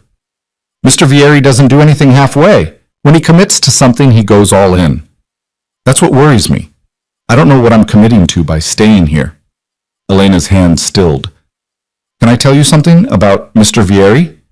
"Please." When his father ran things, this house was different, colder, more like a fortress than a home. People were scared to walk the hallways, scared to speak unless spoken to. His father was not a good man, brilliant at business, ruthless in negotiations, but cruel in ways that served no purpose except his own ego. Elena sat down in the other chair, her eyes distant. When he died and Adrian took over, people expected more of the same. A son following in his father's footsteps, but Adrian surprised everyone. How? By being strategic instead of cruel, by choosing violence only when necessary instead of as a first option, by actually caring about the people who work for him, making sure they're paid well and protected. Elena's voice softened. He's not perfect. He's still dangerous, but he's not his father. And the fact that he's offering you a place here, offering to help you and your baby with no expectations of anything in return, that tells me he sees something in you worth protecting. Or he still feels guilty about Victor. Maybe both. Elena smiled. Either way, you could do worse than accepting his help. I've worked for this family for 15 years. I know what kind of man Adrian Vieri is, and I know he wouldn't make this offer if he didn't mean it. Lena looked around the nursery, at the crib and the changing table and the shelves already stocked with diapers and wipes and all the things a baby would need. Evidence of care, of attention, of someone thinking ahead on her behalf. I'm scared, she admitted, of making the wrong choice, of trusting the wrong person again. That's smart, but fear shouldn't be the only thing driving your decisions. Elena stood, patted Lena's shoulder with maternal affection. Think about what you want, not what you're afraid of, and then decide. Dr. Chen's next appointment came with news that made Lena's heart race. You're dilated to 2 centimeters, the doctor said, her hands gentle during the examination. Could be any day now, or you might stay at 2 for another week. Every pregnancy is different. So what do I do? Stay close to home. No long trips. Keep your hospital bag packed. And if you start having regular contractions stronger than Braxton Hicks, you call me immediately. Dr. Chen helped her sit up. Everything else looks good. Baby's in position, heartbeat strong, you're ready. Adrian drove her back to the estate in silence, his expression thoughtful. When they pulled into the driveway, he turned to her. You want to go to the hospital when the time comes? Or there's a midwife I can call? Someone who does home births. Your choice. I don't know. Hospital seems safer. Statistically, yes, but home birth means privacy, no questions about insurance or legal status. The midwife I'm thinking of has been doing this for 30 years. She's good. He paused. Either way, you'll have the best care available. I'll make sure of it. Why? The question burst out of her. Why do you care so much? You got your money back. Victor's dealt with. I'm not useful to you anymore. Adrian's jaw tightened, and for a moment she thought he wouldn't answer. Then he sighed, ran a hand through his hair. You want the honest answer? Yes. I don't know. I should have let you go weeks ago. Should have given you enough money to start over and sent you on your way. That would have been the smart play, the clean break. He looked at her, and his eyes were darker than usual. But every time I think about you leaving, about you and that baby out there on your own, it pisses me off. Makes me want to find Victor again just to break something else. That's not an answer. It's the only one I've got. His voice roughened. You're here, under my roof, and that means you're mine to protect. That's how this works. That's how I work. And yeah, maybe it started as guilt or strategy or whatever, but now? He shook his head. Now I just want to make sure you're both okay. Call it instinct. Call it stupidity. I don't care what you call it. The raw honesty in his voice hit her harder than any carefully constructed argument could have. I want to stay, Lena said quietly, after the baby comes. For a while at least. Until I figure out what comes next. Something in Adrian's expression eased. Yeah? Yeah. But I need ground rules. I need to know what this is. What you expect from me. I don't expect anything except that you take care of yourself and the baby. Everything else is up to you. He put the car in park, turned to face her fully. You want to work? I'll help you find something. You want to go back to school? I'll cover it. You want to just focus on being a mother for a while? That's fine too. No pressure, no obligations. And you? What do you get out of this? Adrian was quiet for a long moment. Peace of mind, knowing I did the right thing for once instead of just the profitable thing. It wasn't a declaration of love, wasn't even particularly romantic, but it was honest, and after months of Victor's lies, honesty felt more valuable than any pretty words. Okay, Lena said. Then I'm staying. The relief on Adrian's face was subtle but unmistakable. That night, Lena woke to pain. Not the practiced contractions she'd been having for weeks, but something deeper, more insistent. A tightening that started in her lower back and wrapped around her belly like a fist clenching and releasing. She lay there for a moment, timing the sensation, waiting to see if it would pass.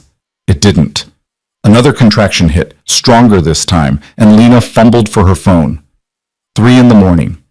She should wait, should make sure this was real labor before waking anyone. But another contraction rolled through and she found herself dialing before she could talk herself out of it. Adrian answered on the second ring, his voice alert despite the hour. What's wrong? I think... She had to pause, breathe through another contraction. I think the baby's coming. I'm on my way. He was at her door in less than 2 minutes, fully dressed, his hair still wet like he'd been in the shower. Behind him, Elena appeared with towels and a calm expression that suggested she'd done this before. How far apart are the contractions? Elena asked, moving into the room with practiced efficiency. Maybe 5 minutes? They started about half an hour ago. Good. That gives us time. Elena turned to Adrian. Call Dr. Chen, tell her we need her here now, and get the room ready. Adrian nodded and pulled out his phone, already dialing. The next hour passed in a blur of pain and preparation. Dr. Chen arrived with her nurse and equipment, transforming one of the guest rooms into a makeshift delivery suite. The contractions got closer together, harder, and Lena found herself gripping Elena's hand hard enough to leave marks. You're doing great, Elena murmured. Just breathe through it. That's it. Adrian stayed nearby, not hovering but present, his face carefully neutral, but his eyes betraying concern. When a particularly strong contraction hit and Lena cried out, he moved closer. What can I do? Nothing. Just stay, please. He pulled up a chair and sat beside the bed, and when the next contraction came, Lena reached for his hand without thinking. He let her squeeze, his grip solid and steady, grounding her through the waves of pain. You're stronger than you think, he said quietly. You've survived everything else. You'll survive this. Dr. Chen checked her progress, and her expression was encouraging. 7 centimeters. Won't be long now. You're doing beautifully, Lena. The pain built and built, consuming everything, until Lena couldn't think about anything except getting through the next contraction, and the next, and the next. Time lost meaning. The room narrowed to just her body, and the baby fighting to be born, and the people around her offering support she couldn't have managed without. Okay, Dr. Chen said finally. You're ready. Next contraction I need you to push. Lena pushed. It felt like being torn apart from the inside. Like her body was doing something it wasn't designed to do, even though every book insisted this was natural, normal, the oldest story in human history. She pushed and screamed and gripped Adrian's hand so hard she thought she might break bones, and he never once pulled away. Again, Dr. Chen commanded. Big push. Come on, Lena. Your daughter wants to meet you. One more push, and then a release so sudden it left her gasping, then crying. A baby crying, loud and angry and unmistakably alive. It's a girl, Dr. Chen said, But Lena already knew that, had known for months. But hearing it now, while watching the doctor lift a tiny, squirming bundle covered in vernix and blood, made it real in a way nothing else had. "She's beautiful," Elena breathed. Dr. Chen cleaned the baby quickly, efficiently, then placed her on Lena's chest, skin to skin, the warmth of new life against her own exhausted body. Lena looked down at her daughter, small and red-faced and perfect in the way newborns never actually are but always seem to be to their mothers, and felt something shift inside her, something fundamental and unbreakable clicking into place. "Hi," she whispered. "Hi, baby girl. I'm your mom." The baby's eyes opened, unfocused and dark, and her tiny hand reached up, grabbing at nothing and everything. Adrian stood beside the bed, looking down at them both, and his expression was softer than Lena had ever seen it, almost vulnerable. "She's perfect," he said quietly. "She's a fighter. Look at those lungs." Lena touched her daughter's cheek, marveling at the softness. "She's going to be trouble." "Good. The world needs more trouble from women who know their worth." Elena busied herself with cleaning up while Dr. Chen finished the medical necessities, but Lena barely noticed. Her entire world had shrunk to the 7-pound human in her arms who'd just made her a mother. "Have you thought about a name?" Adrian asked. Lena had spent weeks considering options, trying them out in her mind, imagining calling them across playgrounds and writing them on birthday cakes. "Sophia," she said. "Sophia Maria Cruz." "It's perfect." Dr. Chen finished her work, pronounced both mother and baby healthy, and left instructions about feeding and rest and what to watch for. The nurse helped Lena change into clean clothes, got her settled in the bed with Sophia tucked against her side, and then they were alone. Just Lena and her daughter and the man who'd somehow become part of their unlikely family. Adrian sat in the chair beside the bed, his eyes on Sophia with an expression Lena couldn't quite decipher. "Thank you," she said. "For everything. For being here. Where else would I be?" "I don't know. Running your empire, making deals, doing whatever it is you do when you're not playing midwife to unexpected house guests." He smiled, and it transformed his face. "This seemed more important." Sophia made a small sound, and Lena adjusted her position, marveling at how natural it felt to hold this tiny person, like she'd been practicing for this moment her whole life without knowing it. "What happens now?" she asked quietly. "Now you rest, recover, learn how to be a mother. And I make sure nothing and no one threatens either of you." Adrian's voice was firm. "You're under my protection, both of you, for as long as you want to stay." "That's a big commitment." "I don't make small ones." Lena looked at him, really looked at him, and saw the truth written in every line of his face. He meant it, meant every word. This dangerous man with blood on his hands and violence in his history was offering her and her daughter safety, stability, a future that didn't include wondering where the next meal would come from or whether the lights would stay on. It should have been terrifying, should have felt like trading one prison for another. Instead, it felt like coming home. "Okay," Lena said, "we'll stay, for now, and we'll see what happens." "That's all I'm asking." Outside, dawn was breaking over the estate, painting the sky in shades of pink and gold. Inside, a baby slept against her mother's chest, while the man who'd saved them both sat watch. And for the first time in longer than she could remember, Lena Cruz felt something that might have been hope. The first weeks with Sophia were chaos wrapped in exhaustion, wrapped in a love so fierce it sometimes scared Lena. The baby ate every 2 hours, cried for reasons Lena couldn't always decipher, and slept in bursts so short that Lena forgot what a full night's rest felt like. Her body ached in new ways, healing slowly from the trauma of birth, and there were moments, usually around 3 in the morning, while Sophia screamed and refused to latch, when Lena wondered if she was cut out for this after all. But then Sophia would settle, her tiny body relaxing against Lena's chest, and those dark eyes would open and seem to see her, really see her, and nothing else mattered. Elena helped. More than helped, she became a lifeline, appearing at exactly the right moments with warm towels or food. Lena didn't have to think about preparing or just steady hands to hold Sophia while Lena showered for the first time in 3 days. Dr. Chen came by twice in the first week, checking on them both, pronouncing everything normal even when it felt anything but. And Adrian surprised her. He didn't hover, didn't try to take over or offer unsolicited advice, but he was there, present in ways that mattered. When Sophia woke screaming at 2 in the morning and Lena was too exhausted to move, he'd appear in the nursery doorway in sweatpants and an old t-shirt, take the baby with careful hands, and walk her around the room while Lena caught 20 minutes of sleep. "You don't have to do this," Lena said one night, watching him sway with Sophia against his shoulder. "I know. Most men wouldn't. She's not yours. You don't have any obligation to. She's in my house, under my protection. That makes her mine to care about." He adjusted Sophia's position, his large hand cradling her head with surprising gentleness. "Besides, she's growing on me. Got a hell of a grip for someone so small." Lena watched him, this dangerous man who'd built an empire on fear and calculation, reduced to making silly faces at a newborn who couldn't focus well enough to appreciate them. Something in her chest tightened. "Thank you," she said quietly, "for everything, for not making me do this alone." Adrian looked at her over Sophia's head, and his expression was soft in the dim light. "You're not alone. Not anymore." The words settled between them, heavy with meaning neither of them was quite ready to examine too closely. By the third week, Lena was starting to feel almost human again.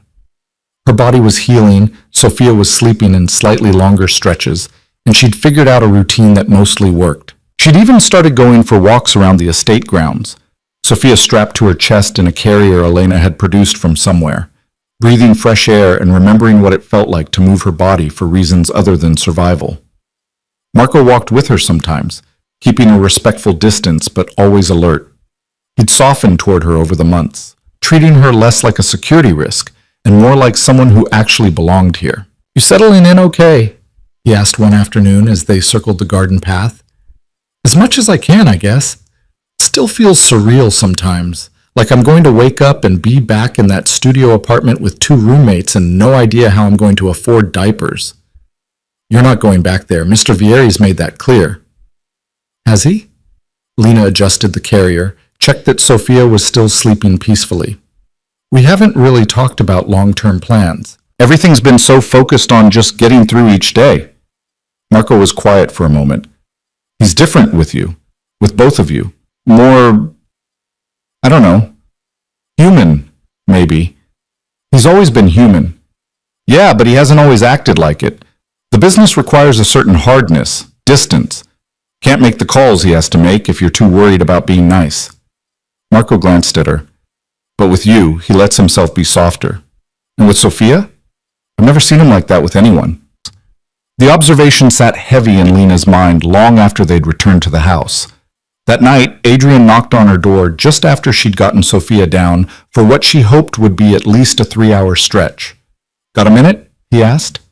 "Sure. Come in." He entered carrying a folder, his expression more serious than usual. Lena's stomach dropped. This was it. This was where he told her the grace period was over, that she needed to start making plans to leave, that he'd been generous enough, and now it was time to move on. Adrian sat in the chair by the window, gestured for her to take the one opposite. "We need to talk about your status. Legal status." "Okay. You said you don't have papers, no citizenship, no visa, nothing documenting that you're legally in the country." "Right, I came with my mother when I was 16, tourist visa that expired years ago. She died when I was 18 and I've been undocumented ever since." Lena's hands twisted in her lap. "I know that's a problem. I know it limits what I can do, where I can work. It's fixable." Adrian opened the folder, pulled out papers she couldn't read from this distance. "I've got lawyers who specialize in immigration. Good ones.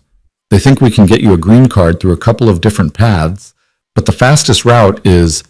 He paused. "The fastest route is marriage." The word hung in the air between them.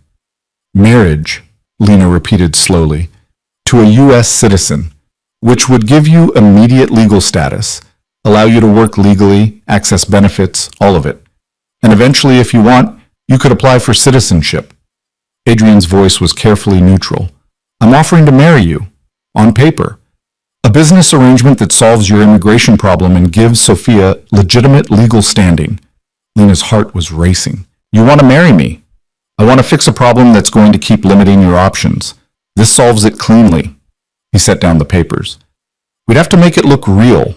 Live together, which we're already doing.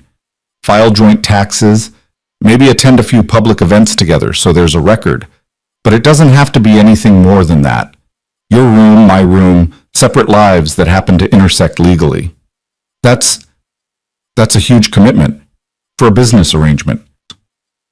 I've made bigger commitments for worse reasons. Adrian leaned forward, his eyes intense. Look, I know this sounds insane.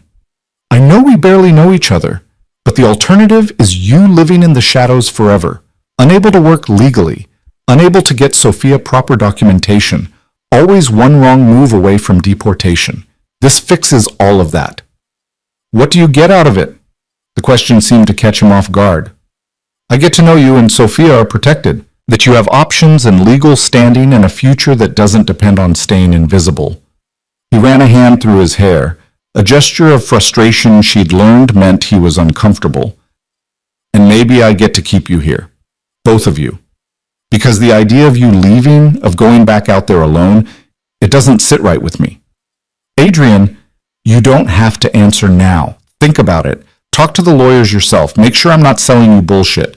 But the offer's on the table. He stood, started for the door, then turned back. And for what it's worth, this isn't charity. You've brought something into this house that wasn't here before. Something good. I'd like to keep it around. After he left, Lena sat in the chair holding the folder and trying to process what had just happened. Adrian Vieri wanted to marry her, for immigration purposes, as a business arrangement. Except it didn't feel like business. Not the way he'd looked at her. Not the way his voice had roughened when he talked about her leaving.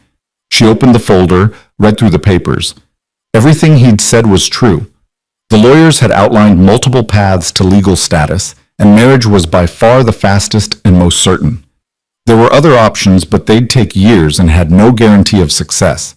This was practical, strategic, the smart choice. So why did it feel like something more? She talked to the lawyers, spent 2 hours on a video call with a woman named Rebecca Chen, who walked her through every detail, every implication, every risk and benefit. The marriage would need to appear real to pass immigration scrutiny. They'd be interviewed separately and together. Their living situation would be examined.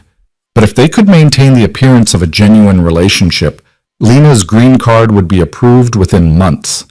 And the divorce? Lena asked. How does that work? If we want to end this arrangement? Rebecca's expression was carefully neutral. You'd need to wait at least 2 years to avoid red flags. After that, you can file for divorce, and your immigration status wouldn't be affected. You'd keep your green card regardless. 2 years, minimum, pretending to be married to Adrian Vieri. Lena thanked Rebecca and ended the call, her mind spinning. That night, Sophia was fussy. Wouldn't settle, wouldn't eat, just cried with that particular newborn rage that suggested the world was fundamentally wrong and nothing would ever be right again. Lena tried everything, rocking, singing, walking, feeding, but nothing worked. Around midnight, Adrian appeared. Want me to try? Lena handed over the screaming baby gratefully. Good luck. She hates me tonight. She doesn't hate you. She's just working through some stuff. Adrian cradled Sophia against his chest, began that swaying walk that seemed to be the only thing that sometimes worked. Aren't you, Sophia? Just having a rough night. We all have those. He hummed something, no real melody, just a low sound that rumbled in his chest, and somehow, impossibly, Sophia began to quiet. Lena watched them from the rocking chair, exhausted and overwhelmed and suddenly certain of something she'd been dancing around for weeks. Yes, she said. Adrian looked up. What? Yes, I'll marry you. The immigration thing, the arrangement, whatever you want to call it. Lena stood, moved closer. But I need to know it's real, not the marriage. I understand that part's just paperwork. But this, us, you helping me raise Sophia, being part of our lives, I need to know that's real and not just you being strategic. Sophia had fallen asleep against his shoulder, her tiny face peaceful for the first time in hours. Adrian's eyes met Lena's and something in his expression shifted, opened. It's real, he said quietly. I didn't plan on it being real. Didn't plan on caring about you or getting attached to a baby who isn't even mine. But here we are. And yeah, it scares the hell out of me, but it's real. Okay then. Lena felt something loosen in her chest. Relief, maybe. Or hope. Let's do this. They married 3 weeks later in Adrian's study with Marco and Elena as witnesses and Sophia sleeping in a bassinet nearby. The ceremony took 10 minutes. The officiant, a judge who owed Adrian favors, pronounced them married with all the emotion of someone reading a grocery list. Lena wore a simple dress Elena had helped her choose. Adrian wore a suit. They exchanged rings that felt heavier than they should, and when the judge said they could kiss, Adrian leaned in and pressed his lips to hers in a kiss that was supposed to be perfunctory, but lingered just a second too long. "Congratulations," Elena said afterward, her eyes suspiciously bright. "You make a beautiful family." The word family settled over Lena like a blanket, warm, strange, right in ways she hadn't expected. The immigration interview came 2 months later. They sat in a sterile office while a stern woman named Agent Morrison asked them questions designed to catch inconsistencies. "How did you meet?" Adrian didn't hesitate. "She worked at a hotel I own. We crossed paths during an incident, and I offered her protection. Things developed from there." "When did you know you wanted to marry her?" "When I realized I couldn't imagine my life without her and Sophia in it." The truth in his voice made Lena's breath catch. Agent Morrison turned to her. "And you, Mrs. Vieri? When did you know?" "Mrs. Vieri." The name still felt foreign. "When he held my daughter at 3 a.m. and looked at her like she was his own. When he made me feel safe for the first time in years. When I stopped being afraid and started being hopeful." Lena met the agent's eyes. "I know it looks fast. I know our circumstances aren't traditional, but what we have is real." More questions followed. Details about their daily life, about their routines, about small intimacies that proved they actually lived together. Adrian answered with the same calm precision he brought to business negotiations, but his hand found Lena's under the table and squeezed gently. Afterward, in the car, Lena let out a breath she'd been holding for an hour. "That was terrifying. You did great." She believed us. Because it was true. Most of it, anyway. Lena looked at him. "When you said you couldn't imagine your life without us, did you mean that?" Adrian was quiet for a long moment, his eyes on the road. "Yeah, I meant it." The green card arrived 6 weeks later. Lena held the small plastic card and felt the weight of possibility it represented. She could work now, legally, could open a bank account in her own name, could exist in the world without constantly looking over her shoulder. She found Adrian in his study, the door open, paper spread across his desk. "It came," she said, holding up the card. He looked up, and his smile was genuine. "Congratulations, you're legal now." "Thanks to you." Lena sat in the chair across from him. "I've been thinking about what comes next, about what I want to do now that I actually have options." "And?" "I want to go back to school, finish my degree. I was 2 years into a nursing program when my mother got sick, and I had to drop out." She twisted the green card in her hands. "I want to finish, want to actually do something with my life beyond just surviving." "Then do it. I'll cover tuition, books, whatever you need." "I can't ask you to—" "You're not asking, I'm offering." Adrian set down his pen. "We're married now. My resources are your resources. That was part of the deal." The deal was immigration status, not bankrolling my entire education. The deal was whatever I decided it was, and I'm deciding it includes making sure my wife has the tools to build the life she wants. His voice softened. "Let me do this, Lena. Let me help." She wanted to argue, wanted to maintain some kind of independence, some proof she wasn't just dependent on his money and power. But the alternative was waiting tables while trying to parent a baby and somehow saving enough for tuition that would take years to accumulate.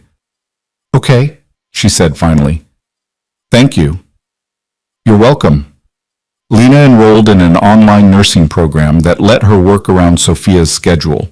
The coursework was harder than she remembered, her brain rusty from years of not using it for anything beyond survival math, but she pushed through. Elena watched Sophia during study sessions. Adrian quizzed her on anatomy terminology while they ate dinner. Marco made sure she had quiet time when she needed to focus. The house that had started as a prison had become something else entirely. A a home. Sophia grew.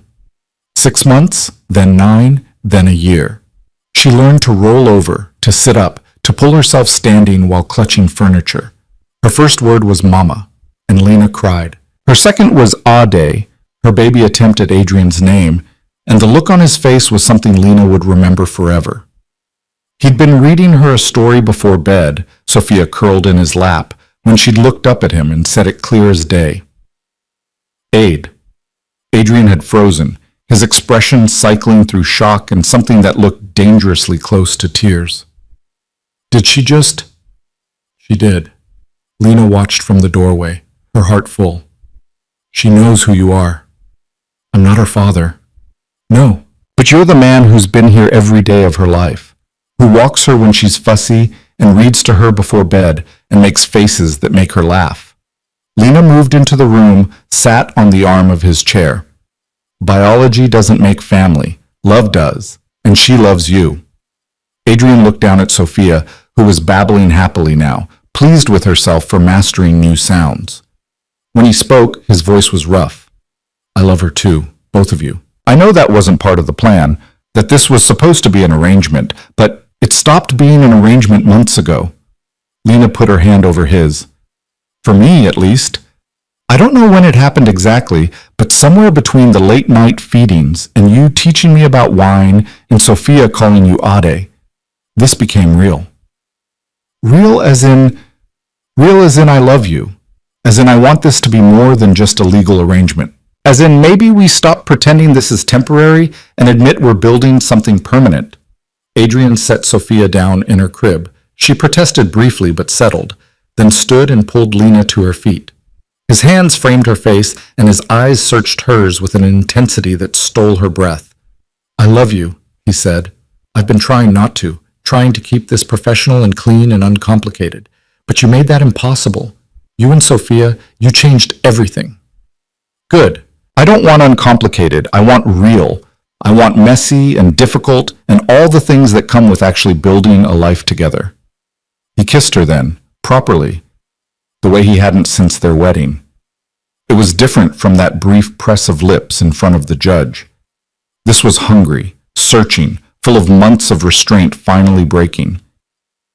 Lena kissed him back with everything she had, pouring weeks of wanting and uncertainty and hope into the contact. When they pulled apart, both breathing hard, Adrian pressed his forehead to hers. So what now? We're already married, already living together. What changes? Everything. Nothing. Lena smiled. We stop sleeping in separate rooms. We stop pretending this is temporary. We figure out how to actually be married for real instead of just on paper. I can work with that. They moved slowly, carefully, learning each other in new ways. Adrian was patient, considerate, careful of Lena's body still healing from childbirth and the vulnerabilities that came with trusting someone after betrayal. Lena was surprised by her own capacity for want, for desire, for opening herself to someone who'd started as her captor and become something infinitely more complex. The sex was good, sometimes great, sometimes awkward because Sophia would wake up at exactly the wrong moment or they'd laugh at how out of practice they both were. But it was theirs, and it was real, and it was building something new from the wreckage of what had come before.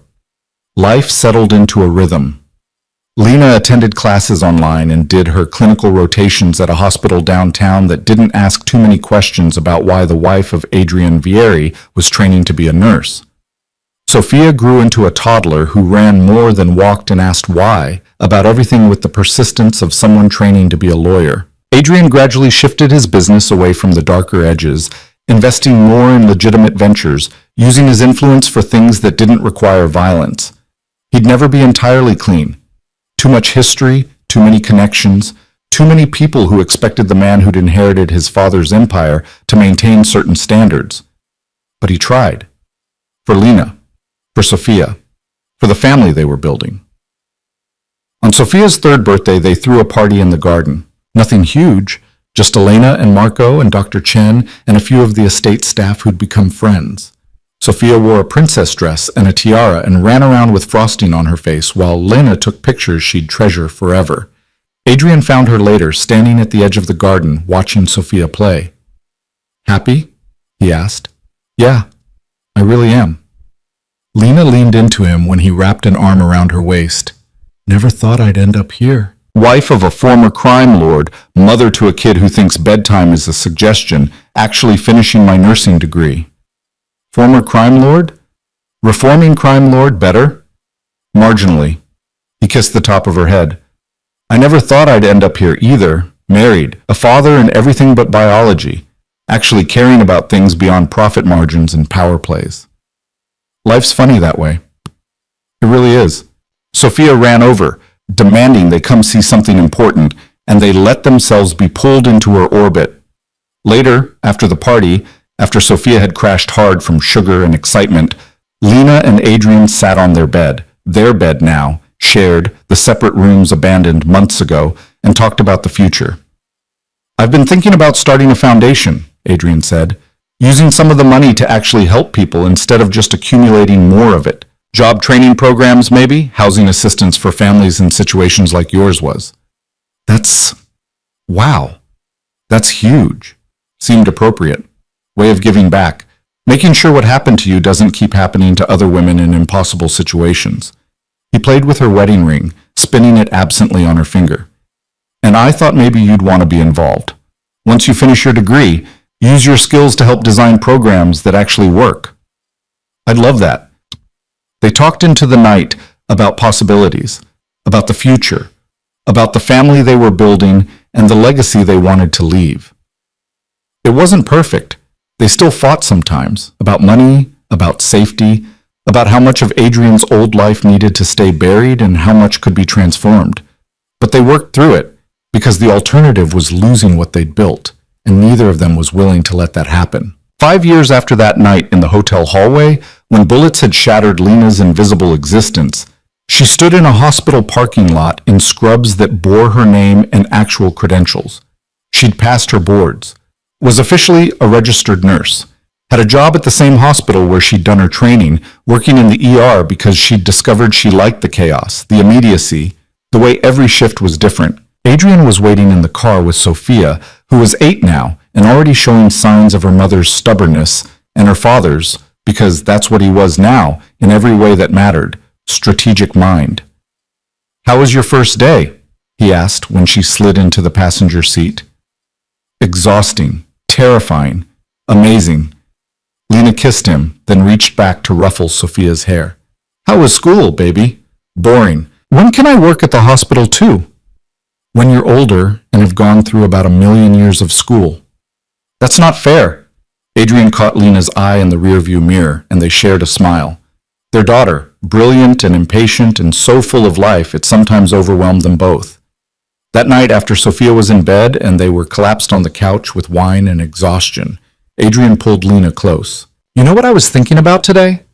What? How different everything would be if that kid hadn't tried to kill me. If you just finished your shift and gone home and we'd never met. Lena considered it. I'd probably still be cleaning hotel rooms, still be invisible. Probably would have given up on nursing school and settled for survival. And I'd still be running my father's empire exactly the way he built it. All violence and fear and no room for anything soft. So, in a weird way, attempted murder was the best thing that ever happened to both of us. Not sure I'd phrase it quite that way in mixed company, but yeah. He kissed her temple. You gave me a life worth living instead of just an empire worth running. You and Sophia. You made me want to be better.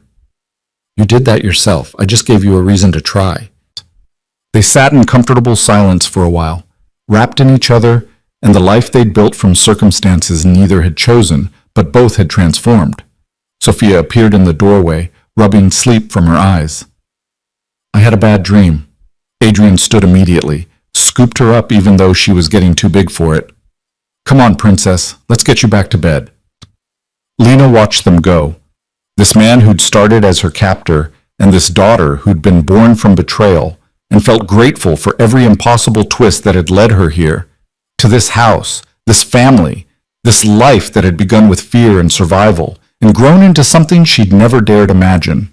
She finished her wine and went upstairs to find Adrian reading Sophia a story, his deep voice turning Dr. Seuss into something almost poetic. Sophia was already half asleep, her small hand clutching his shirt like an anchor. Lena stood in the doorway and committed the scene to memory. Because this was what mattered. Not the money, or the power, or the dangerous history that would always shadow Adrian's name. Just this. A man reading to a child who loved him. A family built from fragments and transformed into something whole. Later, much later, when Sophia was definitely asleep, and they were in their own bed, Adrian pulled Lena close and said the words he'd started saying every night after that first real kiss. I love you. I love you too. Simple words, not enough to capture everything they meant to each other, everything they'd survived and built and become. But they were true, and they were theirs, and they were enough.